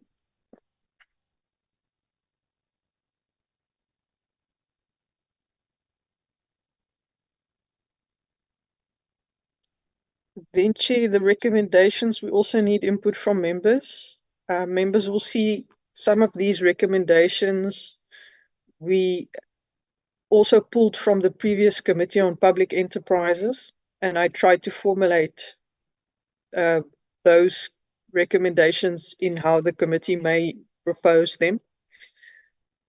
It is important that some of those recommendations from the previous committee may still roll over into this one because those issues are still outstanding and have not been finalized. So, Chair, I'm just going to go through these recommendations specifically. It's that the Minister of Transport must ensure that Transnet engages with National Treasury, Department of Trade, Industry, Competition, the Department of Economic Development to address the policy and legislative impediments that are hindering the SOEs from advancing developmental objectives. The second one is on that they engage organized labor on public-private partnerships and PSPs and on the policy direction of the company. This we highlighted in red because, as indicated by Mr. Montana, it wasn't specifically discussed during the engagement with the entity, but this is one of those that are legacy issues from public enterprises side. That they engage the relevant cities and provincial governments through whose jurisdiction the rail infrastructure runs to involve them in investing in the rail network within their jurisdictions, as well as finding ways to work with them to eliminate the security threats to the rail infrastructure and rail service operations within their jurisdictions. So, Chair, that one relates to that trolley trip that we did, as well as the other areas that we saw encroachment onto the rail lines. It's not just a Transnet or PRASA issue. That one has to be covered by the provinces and the municipalities as well. Our next one is that they avoid job losses in the reforms that will be implemented at Transnet. Next one creates an interdepartmental freight unit within the various port cities where the National Ports Authority operates that can bundle expertise and act as a one-stop shop for freight-related issues in the cities. This unit could act as a vehicle to improve coordination on freight transport and engage in joint planning, aligning various actors, including Transnet, SANRAL, the national and provincial departments of transportation, and the various departments within the cities. Chair would have seen when we were in Cape Town that they indicated that they're working closely with the city to reduce the delays with the trucks in coming into the port. So this should cover those issues with stopping points for the trucks, as well as the road maintenance we saw around the Durban port, that the roads are not very well maintained around the port, if it's not within Transnet's road reserve. Our next suggestion is increases the autonomy of the Ports Authority and streamline decision-making procedures within Transnet. This includes more financial autonomy, for example, by creating a separate fund at the disposal of the Ports Authority for port infrastructure and maintenance. Our next one is a focus on the performance of the whole business value chain, as too much focus seems to be on one indicator, for example, crane productivity, without much consideration for, and sometimes even at the detriment of, other indicators. Next one is undertakes a comprehensive environmental port impact study and implements green port mitigation policies, if necessary, for all TMPA operated ports. Institutes arbitration or legal proceedings against companies who failed to deliver on their commitments from contracts with Transnet. The next one is a reformulation based on the input from Mr. Montana. Follows up on recommendations of the state capture report in the investigation and prosecution of individuals who were implicated in the acquisition program of the 1064 locomotives. Some members were of the view that the cancellation of the 1064 contract was a huge setback for Transnet Engineering's journey to become a truly African OEM. Just on this one, the state capture report and reporting on how we deal with those recommendations is a requirement from Parliament. This was also one of those recommendations from the previous Committee on Public Enterprises. So we have this in here suggested as a focus on how Transnet will continue to deal with the 1064 locomotives. If the committee would like us to reformulate this, we can do so. But we have to note that one member's view needs to be adopted by the rest of the committee in order for it to become a recommendation of the committee. Next is improves efficiencies, economy, and effectiveness in the supply chain management process of all of its divisions.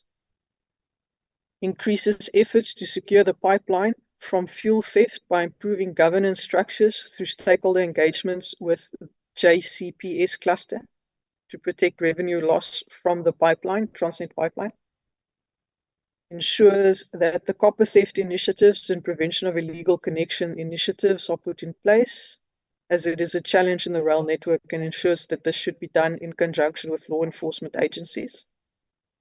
Ensure that all of the port managers establish a stakeholder forum, which should include representatives of organized labor, business, and each of the port cities in order to address all the concerns that have been raised in this report. Transnet Ports Authority should send a quarterly report to the committee on progress made with resolving the issues raised. Ensure that the Port of Cape Town specifically improves its developmental role through robust outreach programs to communities and schools, and a deliberate effort should be made to visit, recruit, and develop young people from rural and farm communities. Furthermore, investment should be channeled towards developing disadvantaged and marginalized communities. Ensure that the contractors working at the Port of Cape Town use local suppliers as subcontractors and pay them on time. Ensure that the management of all TNPA ports, freight rail and trim corridors, and the pipeline consult and communicate with civil society, local business, and organized labor on a regular basis in order to ensure their cooperation with Transnet towards securing its infrastructure, and that Transnet can meet NDP goals that are linked to infrastructure projects. Ensure that the management of its divisions develop a corporate social investment program that will focus on advancing the developmental objectives of government, such as providing skills development and bursary opportunities for young people in the community, and improve the socioeconomic conditions of the adjacent communities. Then ensure that the economy, efficiency, and effectiveness of all Transnet operations are enhanced through setting of clear timelines within which to achieve its turnaround plan targets, and submit quarterly reports to the committee on progress made in this regard. Ensure that the funding model for the corporate turnaround plans in making capital investments and prioritizing key focus areas or strategic projects for Transnet is presented to the committee in the next quarter, and ensures that there are detailed timelines and budget in addressing the recommendations. Then for SAA, we indicate when we had the engagement, and we outline the presentations as made by SAA.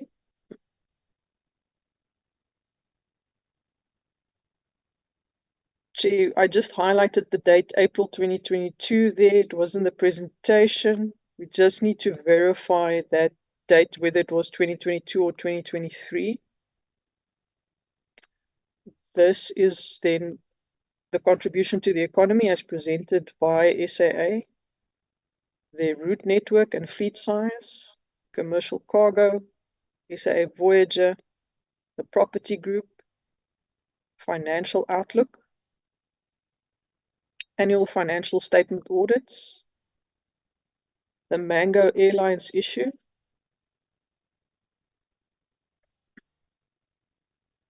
and Chair, we've been overtaken by the current events and the delays in processing this, because the Mango business rescue practitioner has been in the media reports recently this week. Yesterday, hearing them say that Mango will be sold to a private operator and will no longer be part of the state-owned entities. Next one is the SAA Travel Center, then our SAA Operations, the Human Resource Matters, Employment Equity, their Flight Deck, Resourcing Misconducts, Job Creation, their Shareholder Compact issue.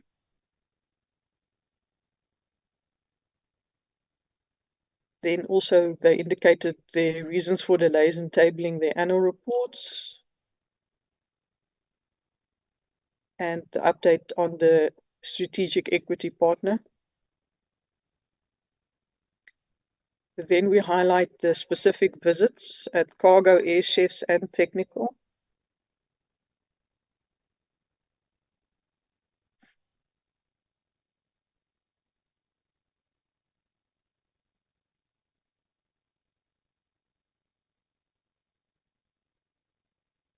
Then we get to our observations and recommendations.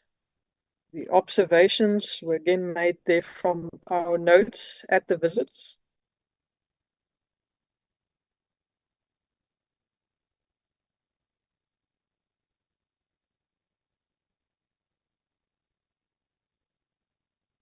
Now to the recommendations. So the Minister of Transport must ensure that the board of SAA should be present at the next engagement with the committee. Where possible, ensure that the full crew, from pilots to cabin crew, ground handling to service desk crew, are all South African citizens, and that the demographic representation of specifically the pilots employed are reflective of the national demographics. Ensure that leadership is stabilized within the entity through the filling of acting positions and the appointment of a board other than an interim board.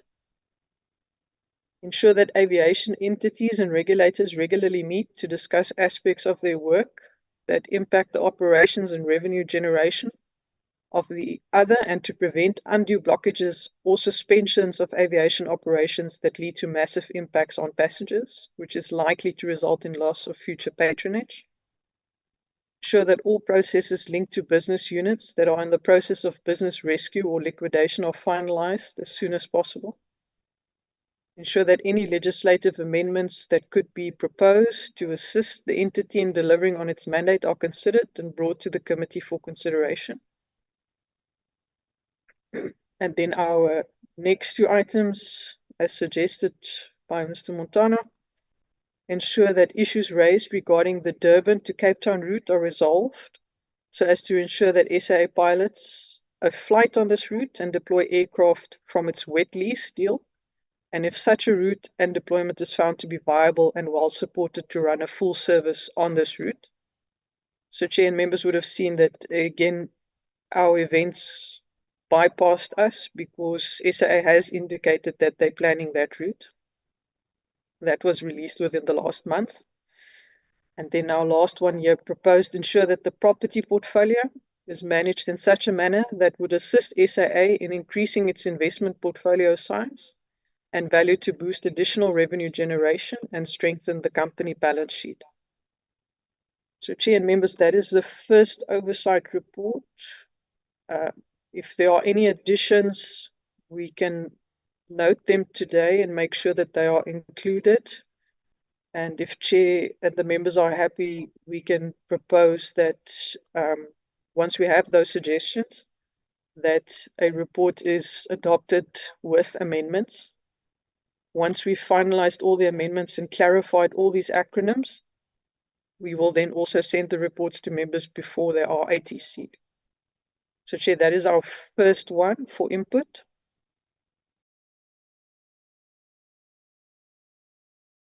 Members, there you go. There you go. Honorable, let me see, Montana, Mabena. Did I see Malmaja? Let's start with EU Montana. Thanks, Chair. Thanks very much. As you know, I've had the engagement with both Valerie and Alma on some of my own observations and amendments, and I'm happy that they've incorporated that. Chair, the issue around the specific issue on this report, I didn't actually make a revision or proposal on, is it 10.2 4.2.4, the one on state capture, I suggested, Chair, that actually we scrap that, we specifically scrap that because it didn't come out of our discussion. No, not that one, the bigger one at the top. Yeah, I think that the 4.2.10, sorry, Chair, I put it the other way around. You'll see my initial amendments at the top or additions was that we were not talking about the legal mandate. We were talking about the policy, the other policy issues or mandates that were there. And I'm glad that the team has captured. In terms of 4.2.10, Chair, I requested that it be taken out of the report. Because we never discussed that. Alma, of course, did explain the fact that it comes from the legacy report where issues raised in the closing report, particularly for the DPE, mentioned that aspect. And I said, no. But what we raised, what some of us raised in the meeting was the issue when we were at TE, Transnet Engineering. We discussed the issue of the cancellation of the 1064, and there was a debate about that. So my concrete suggestion is that, in fact, that formulation, the first part of that of 4.2.10 be deleted. If Parliament requires us to discuss what is it called, the recommendation of the state capture report and the close-up report of public enterprises, then let's discuss that. If we come to that decision, we'll do that at that time. But it's not something that we discussed. The second part of that statement there is what we debated when we were at what is it called, the TE. But the first part comes from a legacy report. Some of us were not even in Parliament. We don't even know what the legacy report states, what the facts are. And I think that I suggest that we rather put it on our agenda, not on our report. We discuss it, come to a determination, and if we need to report to Parliament on that, then we'll do that at the right time. But I'm saying it was not part of the conversation that we had as a committee. So, Chair, I think that is the one issue, but the other parts, I think that there were. Oh, the second part I also raised was the fact that while some of us are clearly against these PSPs and the structural reforms that are being pursued, I asked that the issue about consultation with labor be captured in the way that we said, not to suggest that we are in favor of public-private partnerships in the form that have been done, and the PSPs, as it were, because our position is very clear on those issues. But I think the key issue there is engagement with organized labor, which I was quite happy with. So I think the issues that I've raised, if we can deal with 4.2.10 and delete that part, I would be happy with the report. Thank you, Chair. Thank you very much, Honorable Malmacha. Then will be followed by Honorable Mabena. No, thanks, Chair. If it happens that my background disturbs the meeting, you'll pardon me, I'm at the airport. I got to want to come on the matter where Honorable Montana was dealing with it, the 4.2.10. Montana suggesting that we do away with that recommendation of follow-up on the state capture report investigation and prosecution of individuals who were implicated in the acquisition program. I think, Chair, if we are to be honest, Honorable Montana, you'll understand that in many cases we kept flagging that one way or another you were part of the whole process. And it will be very wrong that your interests are shown in a way of trying to influence some of the things that are very innocent. To me, that recommendation is very innocent. It's just you, like human being, you feel that it is closer to you. And we are not saying guilty or not guilty, Therefore, one will want to lobby the committee and say, we didn't touch this thing. We kept talking this thing. Maybe Mr. Montana or Honorable Montana took it lightly. Then now when it is written, is where he realized that no, it means what it means. Therefore, the other issue, the issue of the legacy, matters from the legacy report will time and again be proper in what we are doing, because those are forming what is called a baseline information. For us to operate, we have to take information from somewhere. Part of that is what is happening here. And when we deal with the matters of PRASA, there's no way we are not going to time and again deal with the situation when PRASA was down to its knees. Therefore, all those issues will keep coming to this report as it is now. Therefore, Chair, I want to differ with the latter speaker to say let's remove it and refer it to the discussion. What is it that we'll be discussing more on that? Rather to leave it to say that is what the recommendation said. Thank you, Chair. Noted, Honorable Mabena. Thank you very much, Chairperson Togoze. I think the oversight report, in the main, I think it is perhaps a true reflection of what we spoke about.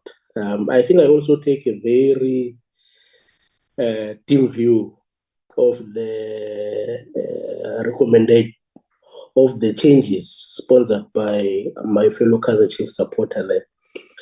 That 4.2.10, we've been speaking about this issue within the committee for a very long time. In fact, Honorable Montana's first meeting of the committee, we captured these issues like at length, and I made that deposition. And I think Honorable Bloss also came in, made the same deposition, and I think also Matuna as well. And also on this issue, maybe let's assist in terms of what the legacy report is. For the 6th Parliament, this Portfolio Committee on Transport, we compiled a legacy report. Correctly, what Honorable Emalimaja is saying, it's a baseline report. So if you go onto a legacy report of the Portfolio Committee on Transport, you'll find all the information that you need from the previous Parliament on all entities, including matters arising. So it is common practice and it's also convention of Parliament. Hence, Advocate Nell included that information in this report. It's not malicious in any way. It's the convention of Parliament, and we've been doing things the same way. So as such, that information that comes from that legacy report is completely critical here. And Chair, and we must be clear that we will not be associated with any change of the report that seeks to suggest that the cancellation of the 1064 contract was a huge setback for transit engineer. No, it was a corrupt contract, number one, and therefore we will never be associated with anything that seeks to defraud our people. So if anything like that, I am completely opposed to this thing here that seeks to capture and club us together with such a recommendation. Definitely not in mining. I totally refuse. And also, if maybe there is a challenge with regards to information emanating from legacy reports, then someone must take Parliament to court, because all the portfolio committees that we have in Parliament, all of them, including standing committees in the NCOP, they operate on the basis of a legacy report. So therefore, you must then go to court and say, Parliament must stop that, must stop doing legacy reports. So this information, it is completely correct to be here. Unless if someone goes to court, this thing is set aside, then that's something we're willing to do. But also to try and portray this as a view of the committee is completely incorrect. The committee, and also if people want to put this to a vote, we can vote on it. There's no way that we can say that the 1064 contract was a huge setback because it was cancelled. No, it just doesn't mean that. It doesn't mean that if someone goes and steals a quantum taxi and then starts transporting needy children to school for free, then therefore we must clap hands for that person. No. Fact of the matter is, like a crime or potential crime was was committed. That is why the report recommends for investigation and prosecution of those individuals. So that deals with the issue of the legacy report. The other issue that I also wanted to maybe to deal with and touch on is, you see, the minister on the 23rd of March 2025 issued what we call RFIs, request for information on in the initial phase of the public sector participation process. Now, the RFIs focuses specifically on rail and issues of that have to do with bulk minerals corridor, which covers exactly what Transnet is doing. So there is no way that we can say 4.2.2 must then be free, like phased in this way that engages organized labor on public-private partnerships and PSPs. That's not the role of labor. If you want to labor that, you should take it to Netland. So therefore, this thing here, the directive, they issued RFIs. We agree with those RFIs. And that's what the department is doing, and is giving direction to the entity. Why must we then now, with our own government, disagree against what our own government is doing? It's not. So 4.2.2, Chair, I think, it was not there, it must be removed completely. It's not a view of the committee, it's a view of an individual. And it must be captured exactly like that. But the directive of this minister, the way that it is being driven, the minister is very clear. She issued RFIs, which we agree with. And also RFIs are contained in Operation Vulindlela, which is driven by the National Treasury and is also coordinated by the presidency. So if you want to come now, rise up against public-private partnerships on the basis of some obscure engagement with labor, I mean, it is completely misplaced. You want to create chaos where there's no chaos. The department is being led in a certain direction. This government is being led in a certain direction, and we agree with that. We're not going to be confining ourselves to the view of an individual, totally opposed to those issues. And I think my deposition in chair is that 4.2.2 be removed completely. If people want us to vote on it, I think we can take it on the vote. And then also, if again the issues that we spoke about, 1064 was a corrupt contract. There's no way we can associate ourselves when we've expressed ourselves in this committee against 1064. I mean, in first committee meeting, we expressed ourselves on this issue when we dealt with Transnet when they came for the first time. And I think you can go even on the record, go consult Hansard, but Hansard is going to take you quite a long time. Go to YouTube, pull that meeting, and you'll hear all these members that I've mentioned that have made strong comments on 1064 and the issues of the corrupt contracts as flagged by the Zondo Commission. As I said, Honorable Blosser made a thingy, I made a thingy, Honorable Chris Hansinger made a thingy. There's a lot of other, even Honorable Malmaja on that meeting. So we're not going to be trying to be side-winged into thinking that that's not like a true reflection of what we wanted to say. So, Chair, I think 4.2.2 must be completely removed, and then that 4.2.10 also must be removed, because anything that seeks to suggest that 1064, it being reviewed, was a huge setback for Transnet is just not there. And people that have a problem with the legacy report must take Parliament to court. It's a convention of Parliament. All committees have legacy reports, and we're processing them as they come. Thank you very much, Chair. Thank you very much, Honorable Maduna, for your input. I think you guys are assisting us to narrow the discussion. Honorable Gopan.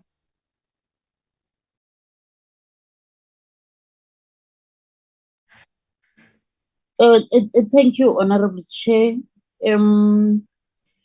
Honorable Chair, I'm on item number 4.2.10. I want to support what Honorable Malimacha has suggested, and also seconded or also appeared in the presentation and the comments that have been made by the former speaker. But I want to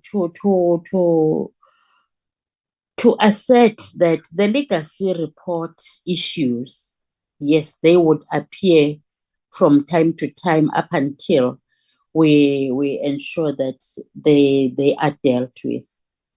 So this item on the acquisition program of the 1064, let it be investigated. We cannot just throw it away whilst we had a decision about it and it was contained in the legacy report.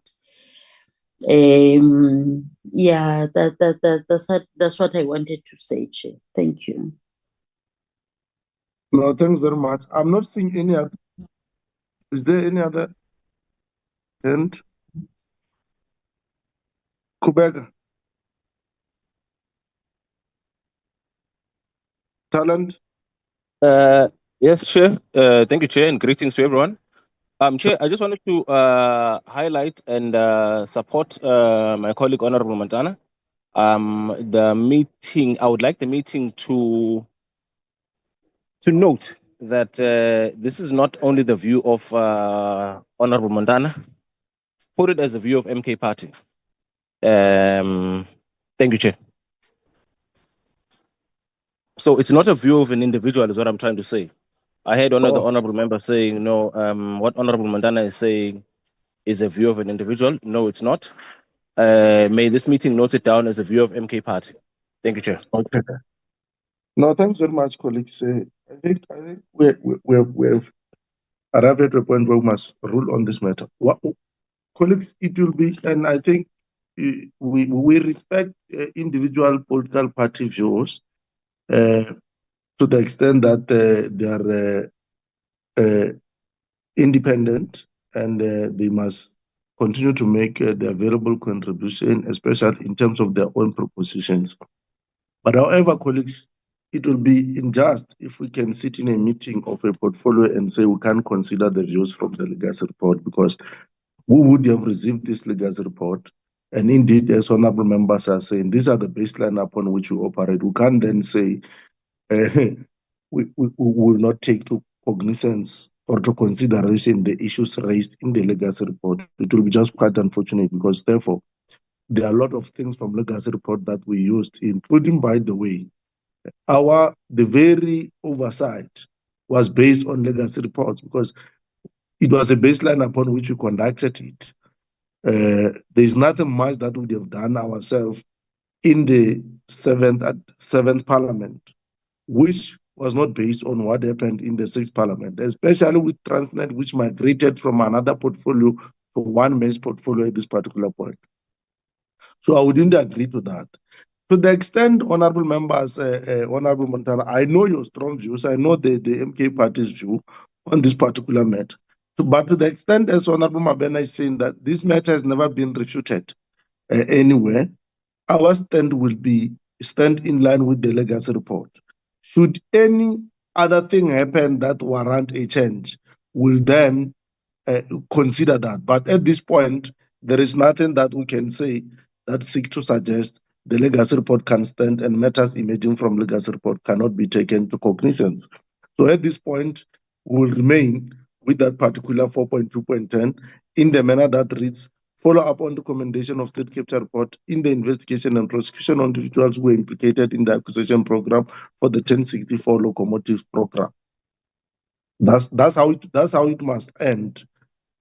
Should any other update come which seeks to refute these particular recommendations which were made, or should other information come that can be provided before this committee, then we'll be able to consider that. And I think we must leave it at that, Alma. You can highlight yellow there.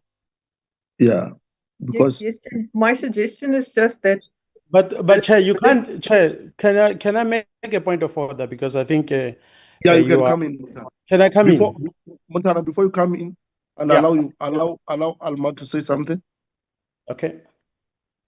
See, my suggestion would be to ensure that the view of the members are captured, whether they support the contracts or not.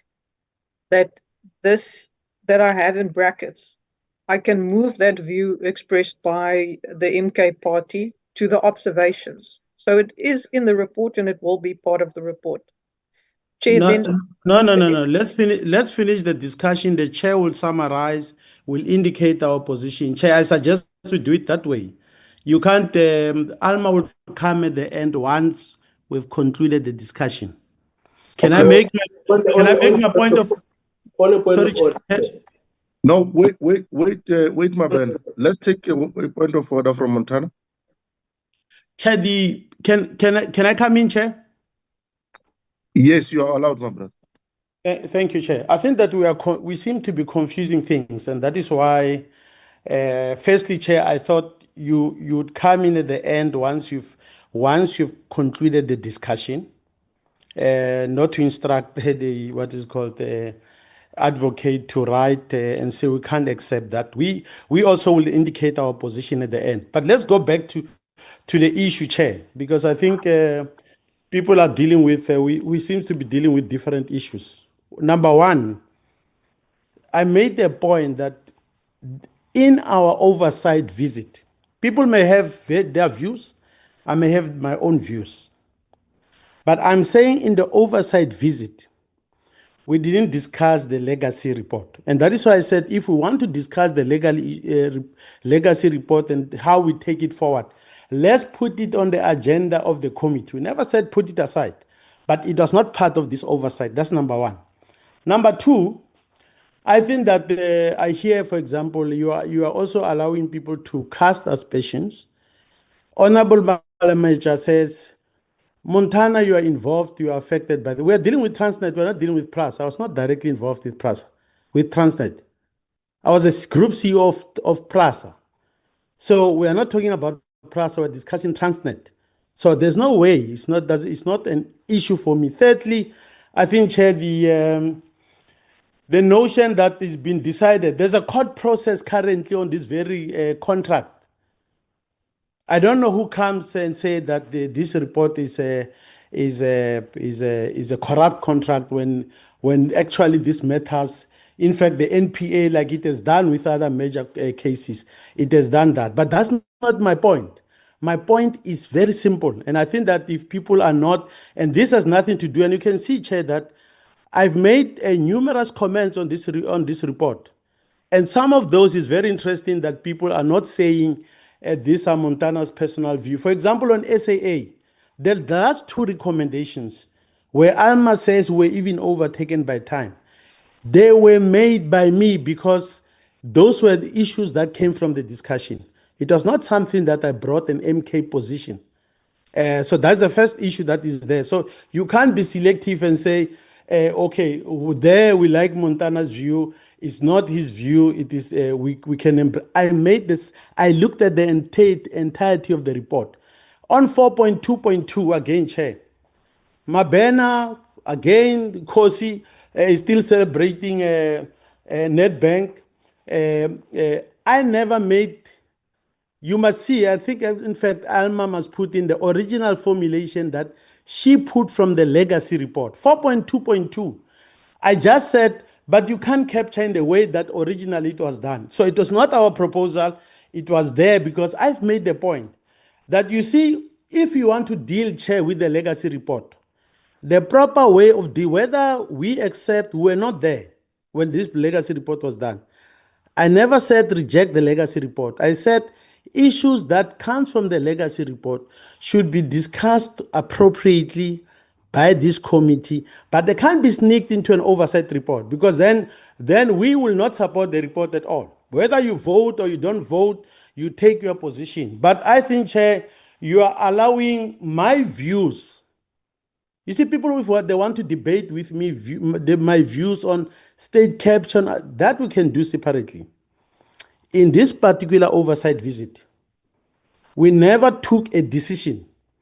We may even have formally said certain things or debated amongst ourselves, but we never said we'll accept a report of or we never sat down as a committee in the context of this visit and agreed on that. So you are, all of you are saying, because there's a legacy report, it must be extracted. Then why don't you include you attach the entire legacy report to our visit? So Chair, I think that procedurally you cannot do that. I think that it's not proper. Secondly, I think that when we discuss issues, for me, I've never been. I mean, I hear colleagues, Malema Ichamabena, continue to cast aspersion on me. I've left PRAS over 10 years ago. All these things you're talking about, I read about in the newspaper. I've never even been interviewed or charged. Why should people cast aspersion on me in a way that is so grossly unfair, Chair, and you allow it to continue being said? I mean, Malamecha goes on and say, Prasa this, Prasa that. We are not discussing, we never went to Prasa, we went to Transnet. This report is about Transnet. So, Chair, I think that I'm calling on you. You may feel very strongly that Montana is against state capture, but in this case, I'm discussing the report of our oversight visit. We never discussed the legacy report, and ALMA cannot then select certain parts of that report and include it and say it comes from the legacy report. I think that the fair thing to do to all of us is to say we are going to discuss the legacy report and see what it means. And if we vote on some aspects of it, so be it. If there's a view of the majority that hold, we'll express our view on that. But the legacy report, I never said in this report that reject the legacy report. I said the formulation in 4.2.10 was not discussed and adopted by us, all of us, during this oversight visit. So you're allowing something, Chair, that has got nothing to do with that. But if you feel, I thought that is my last point, Chair. If you feel that as partners in the GNU want to retain it, so be it, but will not support it. But I'll tell you if today I were to decide, my party were to say we are going to court and challenge that part of the report because it was not discussed, you will not sustain the view that it is in the legacy report, therefore we're including it in an oversight report. So, Chair, I'll leave it at that. But on that, I'll indicate that we as a MK party, if you insist on it, will also not support the entire report, Chair. Thank you. Thank you very much, Honorable Montana, for your input. I think two things that I must underscore. First is that it's unfortunate that I missed that part of Malmaja's insinuation. I'm not sure if he's still here, but I think that would have to be withdrawn, that if there is an insinuation that you were part of this 1064, because as you correctly say, you were not, that part is sustained. That part is sustained, that we shouldn't be insinuating. Secondly, that I must underscore is that my understanding is that in a committee, as much as we represent collective political views of our parties, but in a committee we contribute as individual members of parliament. Maybe that understanding might be wrong. Therefore, I don't have a problem with you giving your own view and input in terms of how you see a particular formulation to be. Nonetheless, the other part is purely sustained. We did not bring the view that this is a view of the MK party. None of the members brought that. I think it's Honorable Kubeka who said that's the position of MK party and we sustain it. But however, I think we note what you have said, and I totally would request that the part that seeks to insinuate that your view is informed by the fact that you might have been involved in the 1064 must be totally withdrawn. That is sustained. And to the extent that I did not pick it when it was said from chairing, I think I shouldn't have allowed it. And for that, I sincerely apologize for that part. I've seen, I'm not sure Malamata obviously would have jetted in, but I've seen the hand of Honorable Mabena. Honorable Mabena, you can come in. Thank you very much, Chairperson. I think early on, Advocate Nel came up with a very brilliant suggestion. So, Chair, maybe just to remind members, this is exactly how oversight reports are done and processed. We've been in this committee for the past 5 years. Procedurally, we've never been caught wanting. There's nothing that has ever been referred to the Rules Committee or to the Speaker or to the House Chair emanating from our oversight reports to say that they don't pass constitutional muster. We've never been found wanting. This is exactly how we process all of them. Now, to say that thing there in brackets, what Advocate Almanel was suggesting, I think we must go back and allow Advocate Almanel to continue with what she wanted to suggest, because in fact, she even covers what Honorable Montana wants us to do here, to say that we can capture this thing, that it's your own view as an individual or as a political party, but it can never be a view of the committee. It's not a recommendation, but it can be parked at the observation. You as a member, you are making an observation, but for the recommendations of this committee, which includes all of us, it can't be represents our own collective views. It's impossible. We reject that. And also the other thing, Chair, and also perhaps we must be very patient with MK because it's a new political party in Parliament.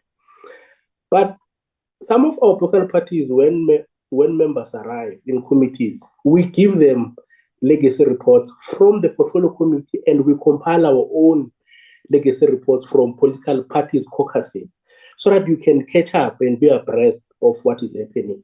It is your own responsibility to go and ask for a legacy report from any other portfolio committee. And by the way, you've got access to all legacy reports. You just have to request for them.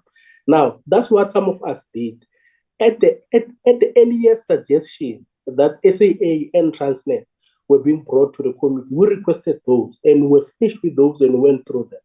Now, it's not a taboo, and it's not even that it's malicious that issues emanating from a legacy report make their way into an oversight report. Now, if you are saying that there's a court case that is pending, until they make a determination which seeks to say that they are setting aside what is contained in that legacy report, we continue with that legacy report as is until it is set aside by court of law.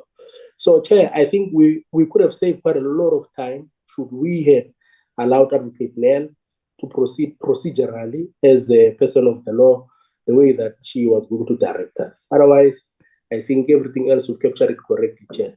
And yes, you are right, Honorable Montana, we're still celebrating Nedbank Cup and we'll never stop for the rest of the year. Okay, it's fine. I hear you, Honorable Mabena. I hear you, and then I'm going to allow Honorable Plose and Honorable Maduna. Earlier on, Honorable Mabena and Honorable Montana, when I came in as an intervention, I thought I'm summarizing because I would have assumed all the speakers have concluded. But to the extent that the comrades still wanted to ventilate on this matter, maybe I must remind before the two honorable members come in that when you go to an oversight, you have an oversight, you engage on oversight. You then, from an oversight, our team generate what we call a draft report, which is what is being discussed here. And you are given time even before we come here to give inputs to it. This report is still subject for discussion. You can't then argue that this thing was not discussed in the oversight. No, this is continuous until such a report this report is adopted as a report of the oversight.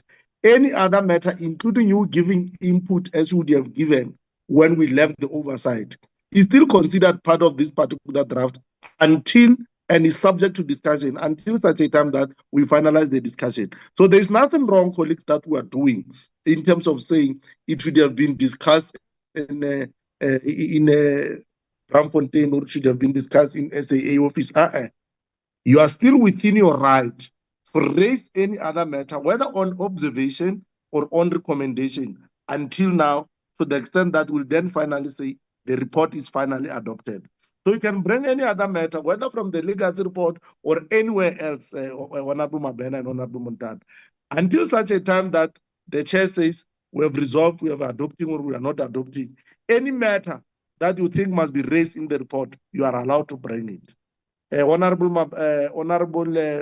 But for decorum, of course, I still want to emphasize we shouldn't be insinuating to each other so that we keep the decorum of this particular portfolio. We've been doing well until now, and I think we should, at all material time, avoid doing that. Let's play the ball, not the man. In that order, Honorable Blosser, then Honorable Madikwe.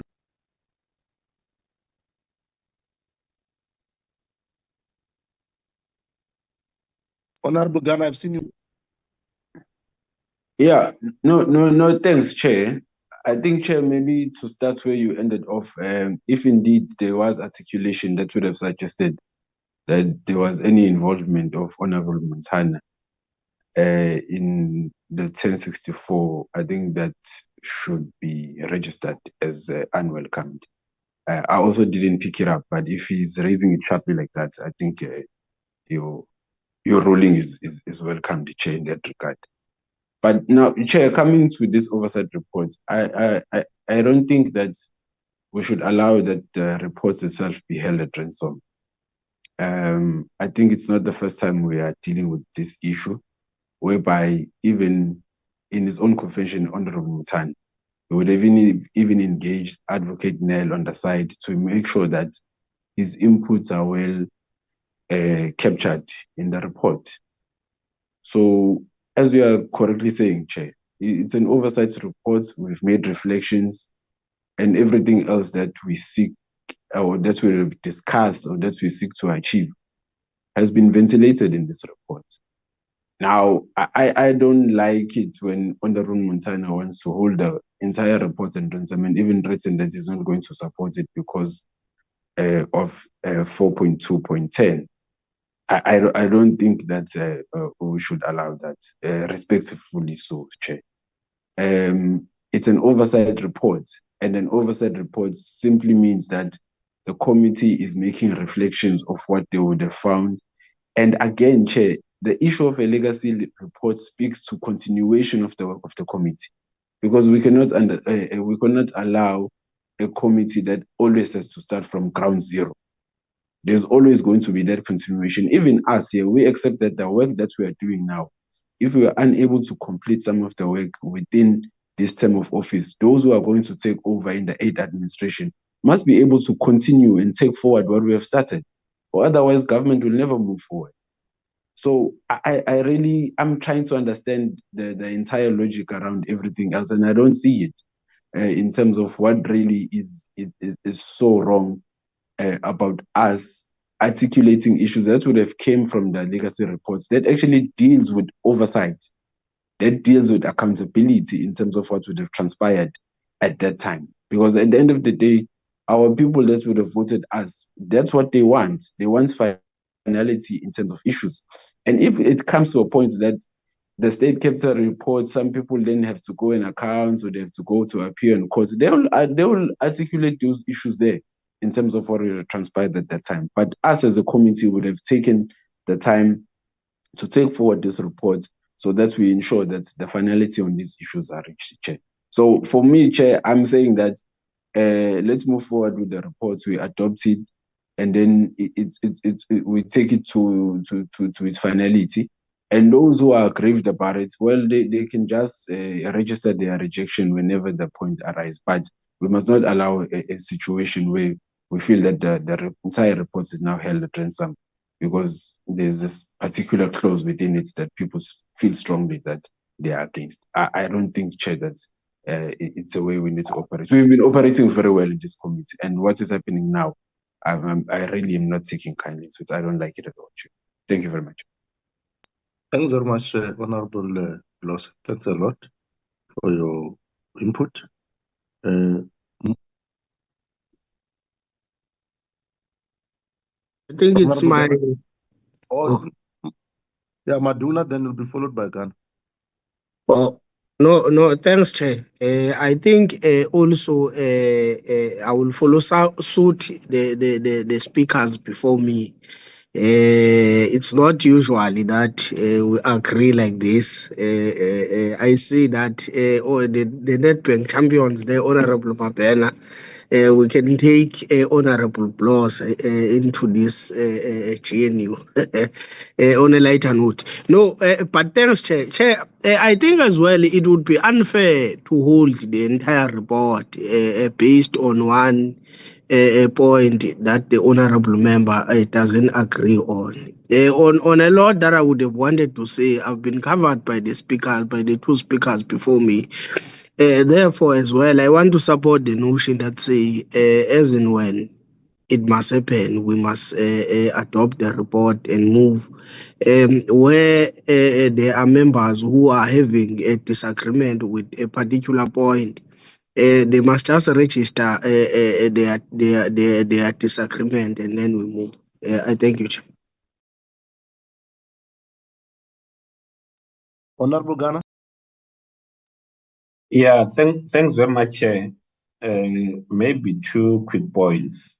So generally, when we do oversight, we observe at the point of having the conversation. In this instance, when we were having a conversation with a Transnet, or it doesn't matter what the entity is, our recommendations will not be outlined in that conversations. The recommendations will. This is the forum. This is the meeting where the recommendations have to be accepted. If there's a recommendation that is proposed and it's not supported, then it's not supported by the committee. So I think that's how we need to look at this. So it's not to say that when we're discussing with the SAA or Transnet, we made it known in that particular meeting that this will be what we recommend to Parliament. No. This is the meeting to make that particular point. So that's the first thing. I think the second point, insofar as that recommendation is concerned, I think what Elma wanted to do in terms of putting it in the observation, because that is what was said. That's what it was said. That there will be those like Honorable Montana who believe that the 1064 was a setback. So that is then made in the observation. It's not made in the recommendations. Then what we recommend after we taking the totality of the conversations and the views of all members, what do we want to see? What we want to see is that those that have been responsible for the 1064 contract ought to be prosecuted. We are not the prosecuting authority. What we are just making a recommendation, which then becomes the recommendation of Parliament, which is the wishes of the people. Because if you were to ask people to say, but we have this contract, we went to Transnet, they raised this particular issue, we asked questions, what do you think should happen? And that's what the recommendation should be. It's what do you think should happen on behalf of the people? What should happen if the contract has been cancelled? What must happen to those that have been involved in that contract? In a layman's language, what should happen to them? And once you get a response to that question, then you put it in your recommendation. So the recommendation in terms of taking the parts around the setbacks and all that into the observation, that should happen. But it cannot be our recommendation that we recommend, because how do you recommend that something was a setback? You can't recommend that something was a setback. You can either recommend that those that were involved, if this was a setback, it means that those that were involved must never be subjected to any further investigations. Because if you move from that premise that something was a setback, then everyone involved there must be no further investigation. You have already made the conclusion that this was a setback, therefore no further investigation, no process, everything related to to the people involved. Nothing must happen to them. If you want something to happen to them, what is that something? And then once we have agreed, then we can very well go to vote on the report itself in the committee.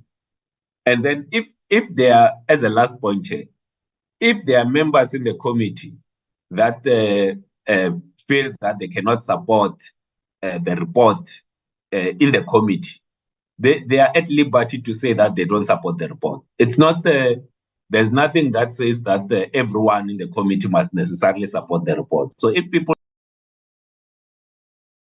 they can choose not, they can choose not to support, but then if the entirety of or the balance of the committee believes that the report must go to the National Assembly, then it must go to the plenary. So that's how it should move. It should not be that that if someone does not support the report, is the end of the it's the end of the discussion. No, you cannot support, but then the report still passes the committee, as it has happened with the fiscal framework that we are going to vote on tomorrow. There were 3 members of the committee that did not support the fiscal framework, but the fiscal framework has passed. So it's not we must not try at all times for consensus. You know, like even when there's consensus, even when there's no consensus, work can still happen. You know, like I don't move from only seeking consensus on all matters. So that's my submission, Chair. I think we can then redraft as Alma had suggested for 4.10. And then if there are those that don't want to support the redrafted, then it be noted as such. And in your chairperson's report to the plenary, you'll indicate that the others will have wanted a different formulation of that recommendation. Thank you, Chair. No, thanks very much. I think you, honorable members, thanks, Honorable Ghana. I think you assisted in formulating what should be the way forward. Look, colleagues, we will always strive for us to have a consensus in terms of our approach, because I don't think we are far from each other. And even on this point, I think the difference is our own understanding of what this session is all about. So if there are certain observations that members would have made, I would agree that we can move it to the other part. But we can never say we are removing a recommendation that is aligned, as Honorable Ghana said, that is aligned with the observation that we've made. It is true that Transnet is facing a problem currently because of the issue of 1064, how it was managed. The jury is still out to judge who was wrong and who's right. We can't make a determination as a committee on who was wrong and who's right. What recommendation we can make is exactly to recommend that all those who are wrong or who might have been found wrong, they must be prosecuted. We can't run away from that recommendation. It will be irresponsible in our part, as we discussed at this particular point, to behave as if we do not know that there was a cancellation of 1064, which created a problem. Prosecution, or bringing to book those who might have been wrong or right, gives an opportunity for anyone to clear themselves. And if there is an observation that colleagues are making, like as Honorable Montana is making, that this has denied the country an opportunity. Yes, it's correct. It has denied a country opportunity.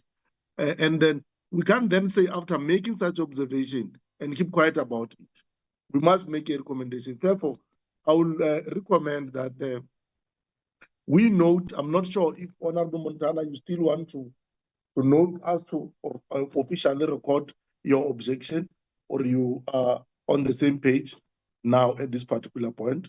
So I'm not sure, Alma, if you want to say something before I close on this matter.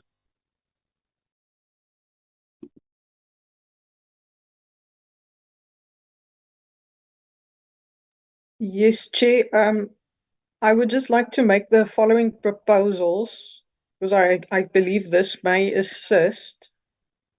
For 4.2.2, a reformulation so that it reads, thoroughly engages with relevant parties on public-private partnerships and PSPs and on the policy direction of the company.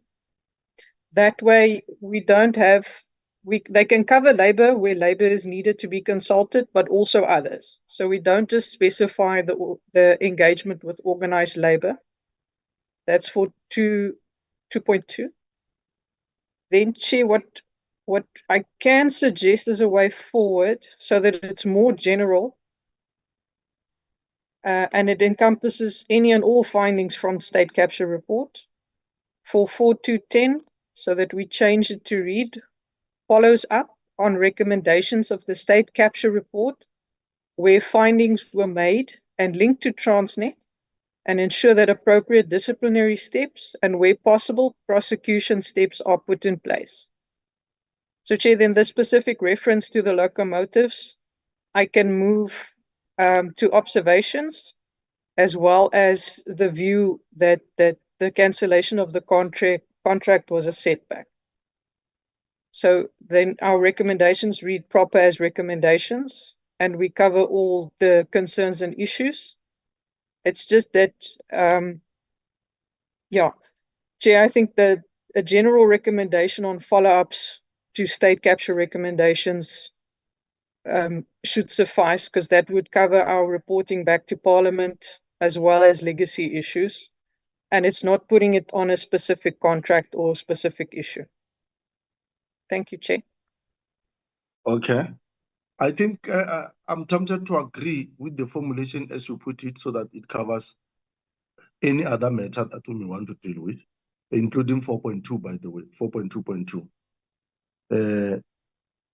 And I think there is no any other end now. Montana, is that the legacy end? No, Chair, it's my hand. Can I have before you conclude it, just make one statement? Yes, ma'am. Chair, and I realize that the more we talk, the more we don't hear each other. And then I realize that we're not gonna hear each other.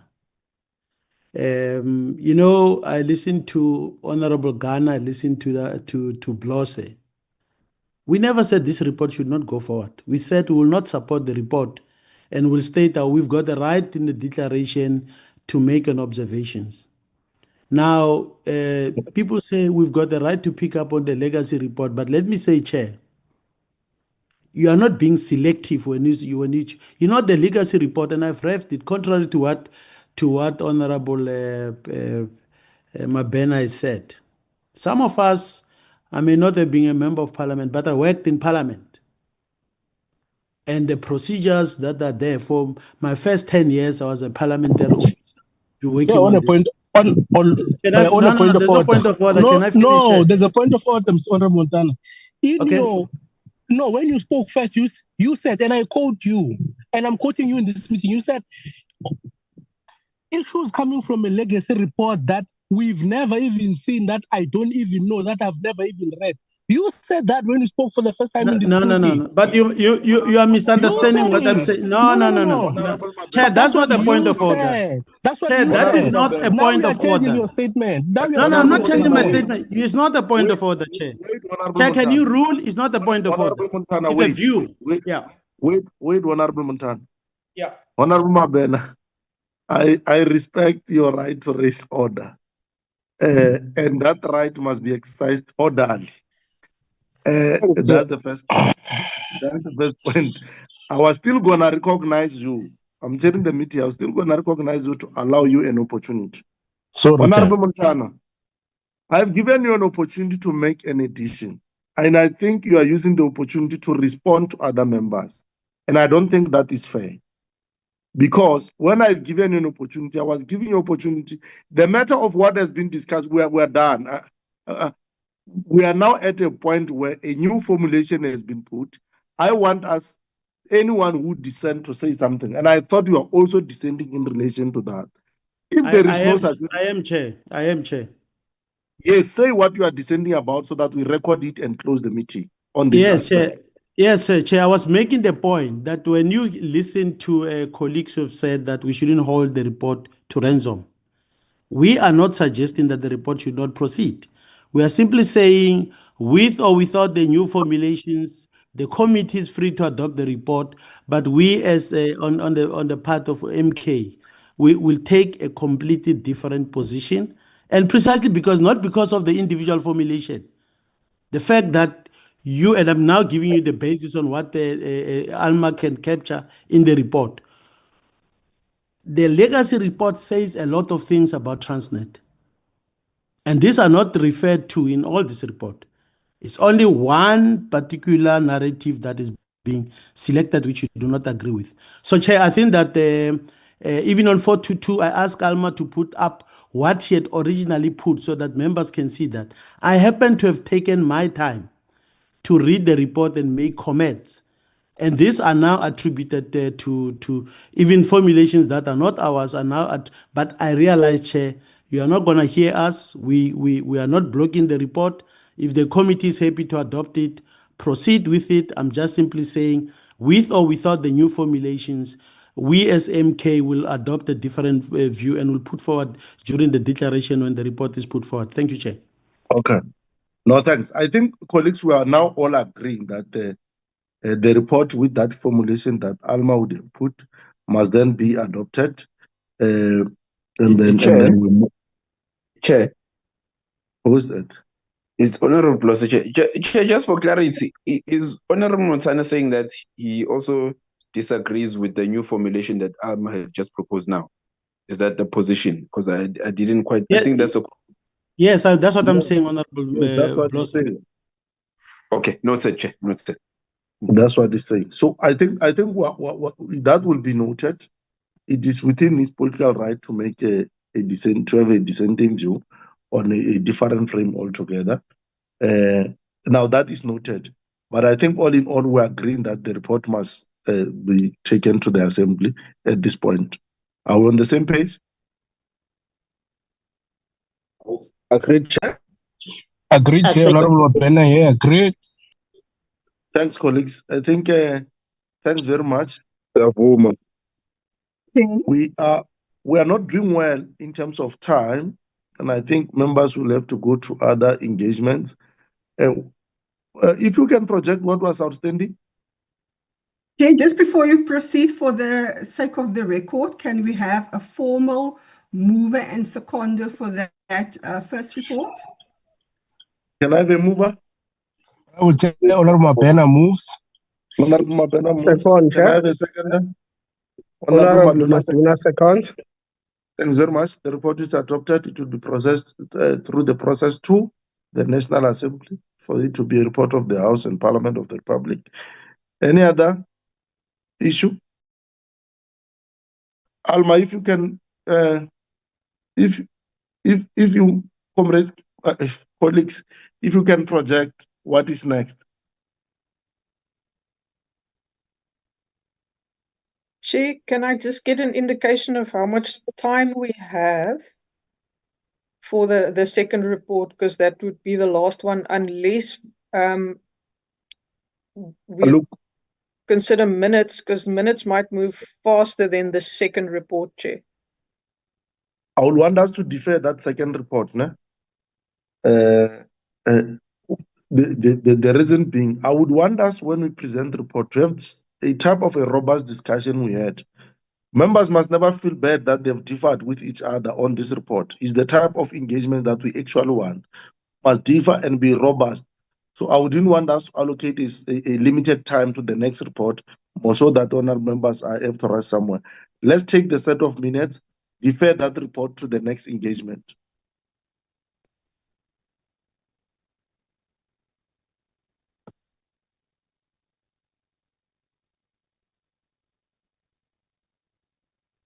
Sets of minutes? How many sets of minutes do we have?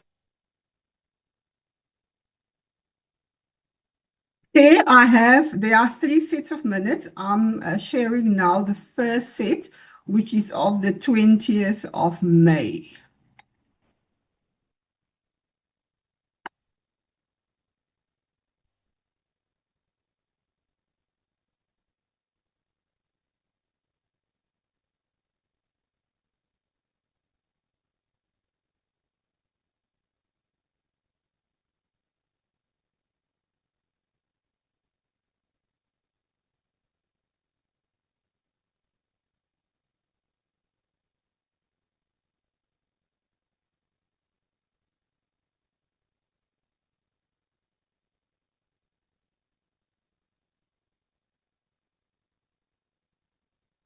Colleagues, there are minutes. If there's something you are picking, page to page, Alma, our minutes are not numbered in terms of pages. Why? Let's ensure that we have page numbers there. You may not do it now, but please do it so that when we reference them, we can always reference to pages. First set of minutes, there they are.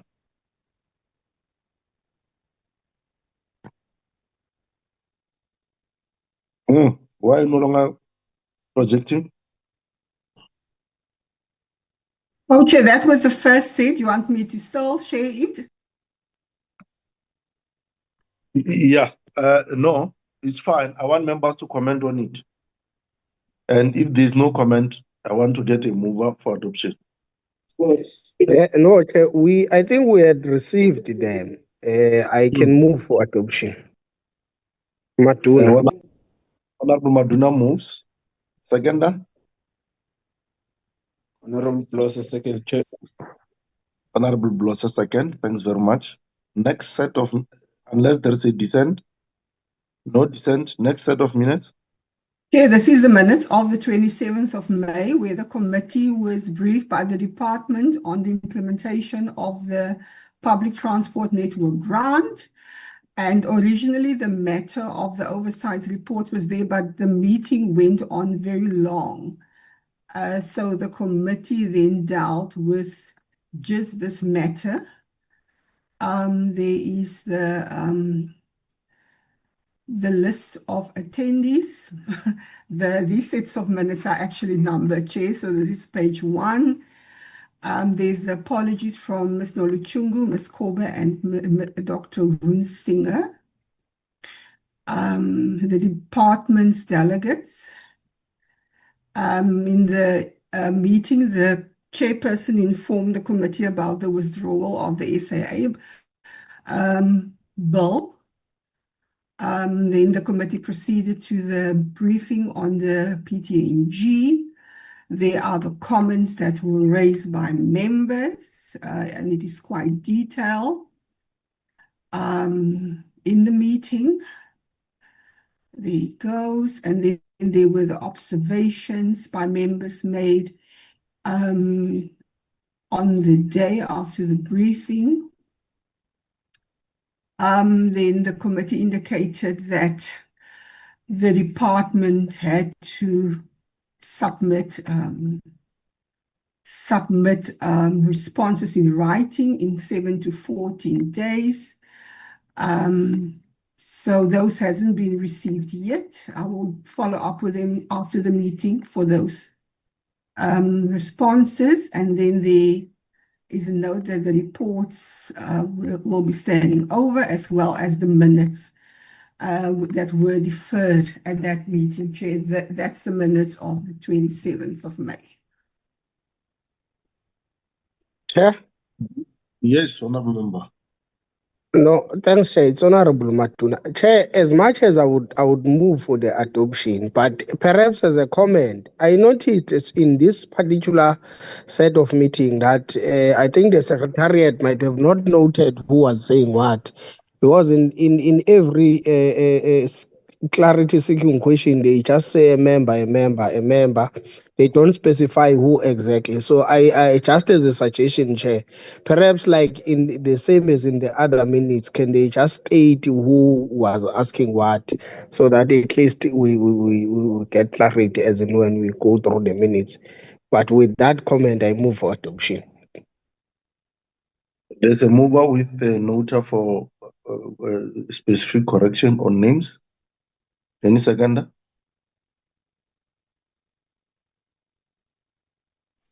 Nkupani seconds, Chair. Thank you very The much. adoption of the minutes. Set of minutes adopted. The minutes.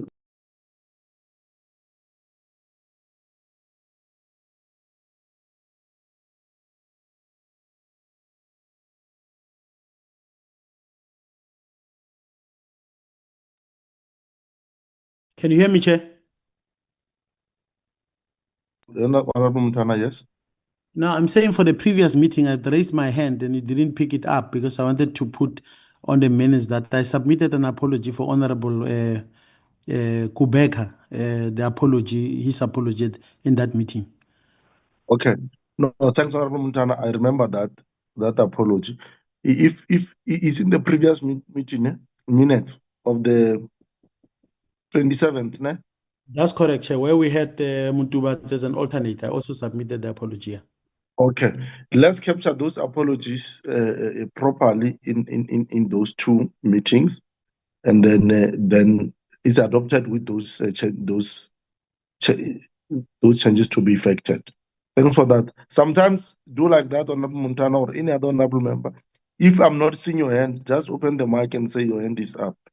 Because these gadgets sometimes can be very problematic. Sometimes I see your hands and I think are legacy hands. For instance, Bloss's hand is still on and your hand, Montana, is still on.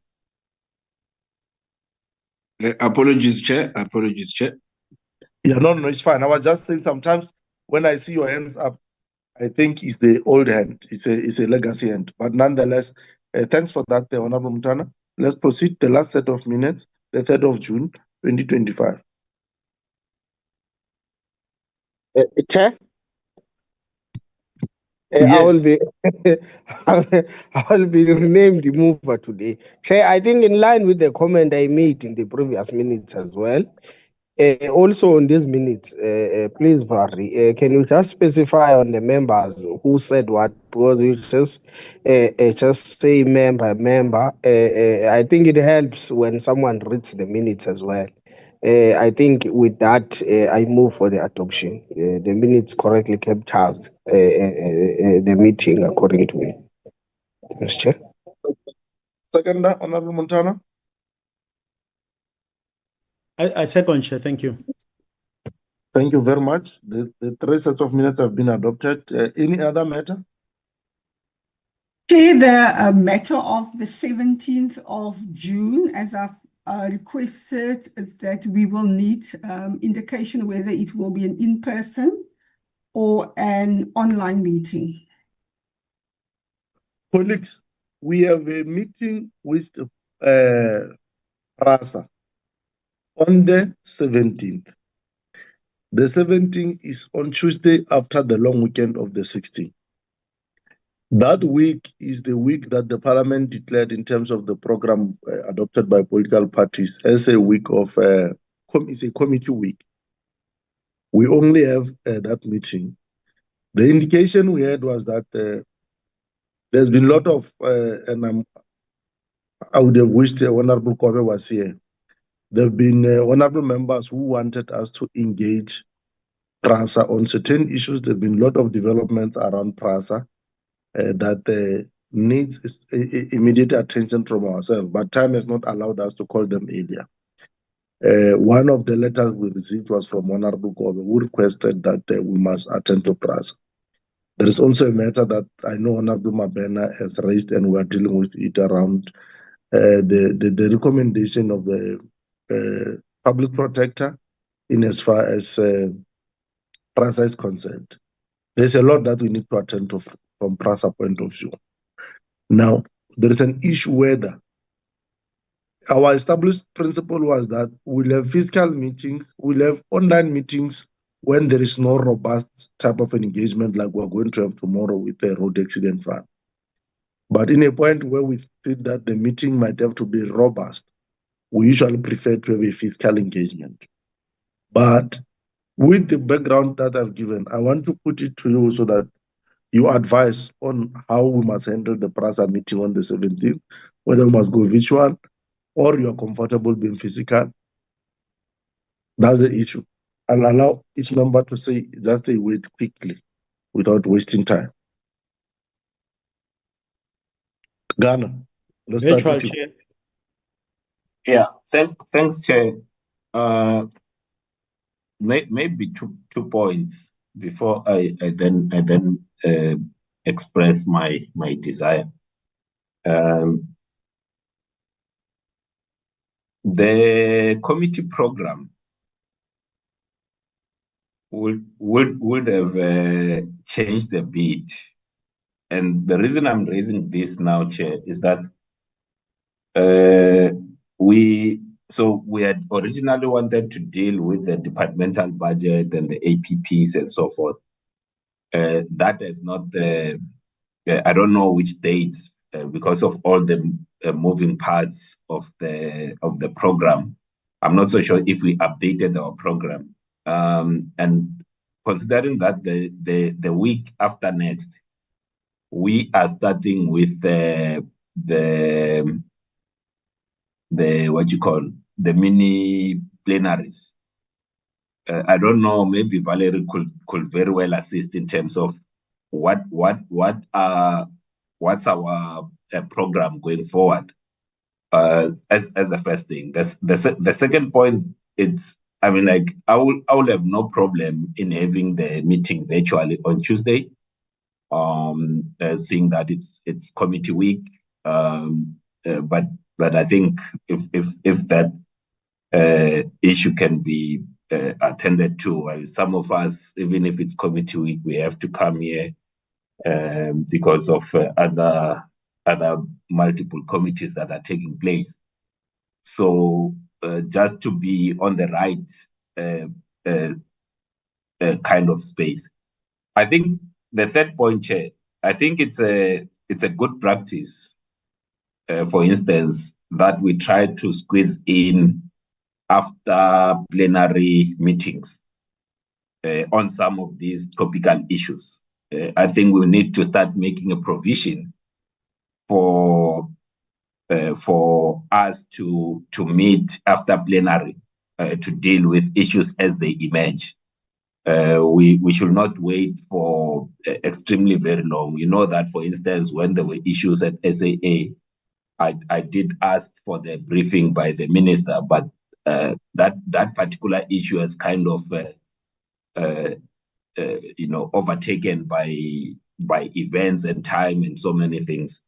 I think what we then need to do is to almost going forward. Obviously, it might not happen now that we are going to mini plenaries, but I think once we are over the budget cycle in our program, we need to have at least every 2 weeks, we need to have an after plenary session where we deal with the issues as they emerge. There are many issues, like for instance, yesterday, I mean, like Transnet got money from Treasury, I mean, a guarantee.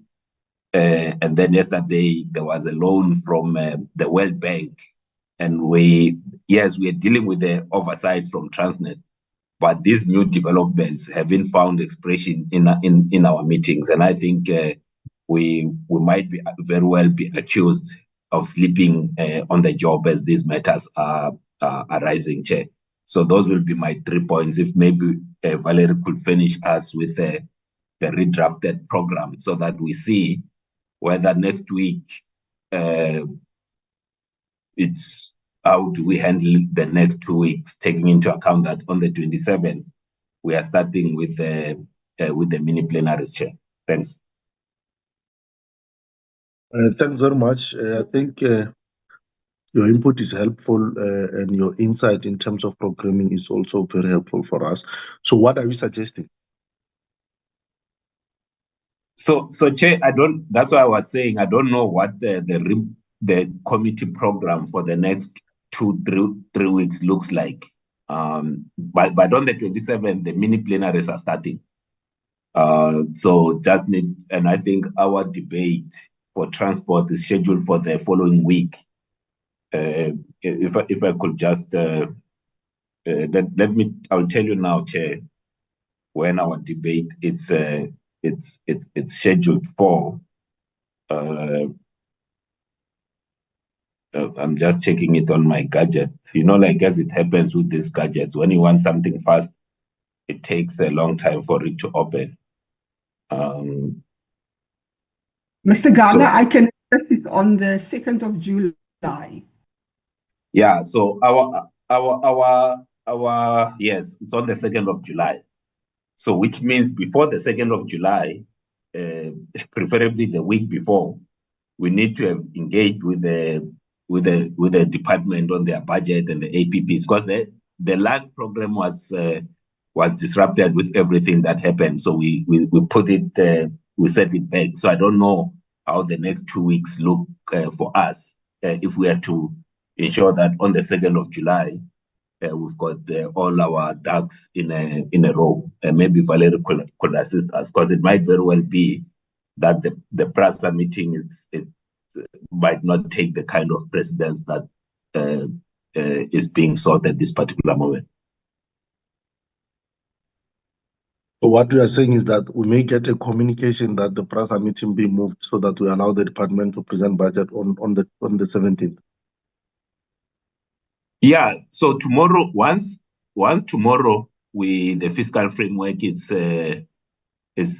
passed, Chair. The reason why the following week, the week starting the 17th, it's allocated as a committee week, is to allow committees to then deal with the department budgets and their APPs, so that the other week we can then deal with the appropriation and the start of the mini plenaries on the 27th. Chair. That's why next week there's no sitting next week. It's to allow committees to deal with the departmental budgets. Thanks. Then in the midst of this, let's do this. Let's allow the process to unfold for tomorrow and get a new communication in terms of the mandate from the programming and the chair of chair's house. And then from there, we'll then communicate if there are changes, and we'll then indicate whether the meeting will be virtual or will be physical. Is that fine? Agreed. Abed? Agreed, Chair. Agreed. Thank you very much. I think colleagues, let's rule it that way, because the insight that Ghana has provided, it becomes very important, so that we don't plan now and next week we are taken aback by, or tomorrow we are taken aback by other development. So the meeting is now. Is there any other thing that we must exhaust? If there is none, the meeting is officially closed. Chair, I'm sorry for interrupting you, but I struggle to put my hand up. Maybe it's because I'm the host. Chair, the matters that Mr. Ghana was referring to is already in the program, in the parliament, in a program that was circulated, and it confirms what he said, that next week, it's a committee week. The only addition was that the last 2 days of next week is now set aside for members training. But the meeting with the department and PRASA is on the 17th, which is next Tuesday. So that meeting, Chair, it was originally set for the morning, but now, since there's no plenary, the committee has more time to meet with the department and PRASA. Then With on the the department, are we dealing with budget? Yes, with the budget, strat plan, Chair, and the APPs, both the department and PRASA. Then on the 24th, in the program that was sent to members, there is only one agenda item, and that is to consider and adopt the draft program on the budget of the Department of Transport and its APP. And the reason why that was set aside for that date is because of the budget vote debate of the department that is very early this year, which is on the 2nd of July. Those plenaries are starting on the 1st of July. So the committee only has next week on the 24th of June to adopt the report, because adopting it on the 1st will be too late, because if the committee ATC that report only in the afternoon, it will only appear on the 2nd of July, which means that most parties would not have had access to the report for consideration. That's why next week is crucial for the meeting, and the 24th for the adoption, Chair. That is just what I wanted to clarify. So now, then it means we are fine. Now the question is that, are we going to be virtual or physical? Yes, Chair, that is the decision. Just virtual for next week, Chair. Yeah? No, I say I was suggesting virtual for next week. Montana is suggesting virtual. You know what? Let's do it this way, colleagues. Valerie, Alma, Priscilla, and all that. Can you go and check the feasibility and the logistics, given the fact that we are having two department and PRASA, and see what is possible, and then we'll then discuss on the sideline and we'll advise colleagues in the group. Is that fine? That's in order, Chair. Is that fine, members? Yes, it's fine, Chair. Okay. It's fine. Then in the Mabena? Chair, I'm fine. There's no problem. Okay. Colleagues, therefore, the meeting is officially closed. I want to thank all of you for maximum participation and for such a wonderful engagement we had.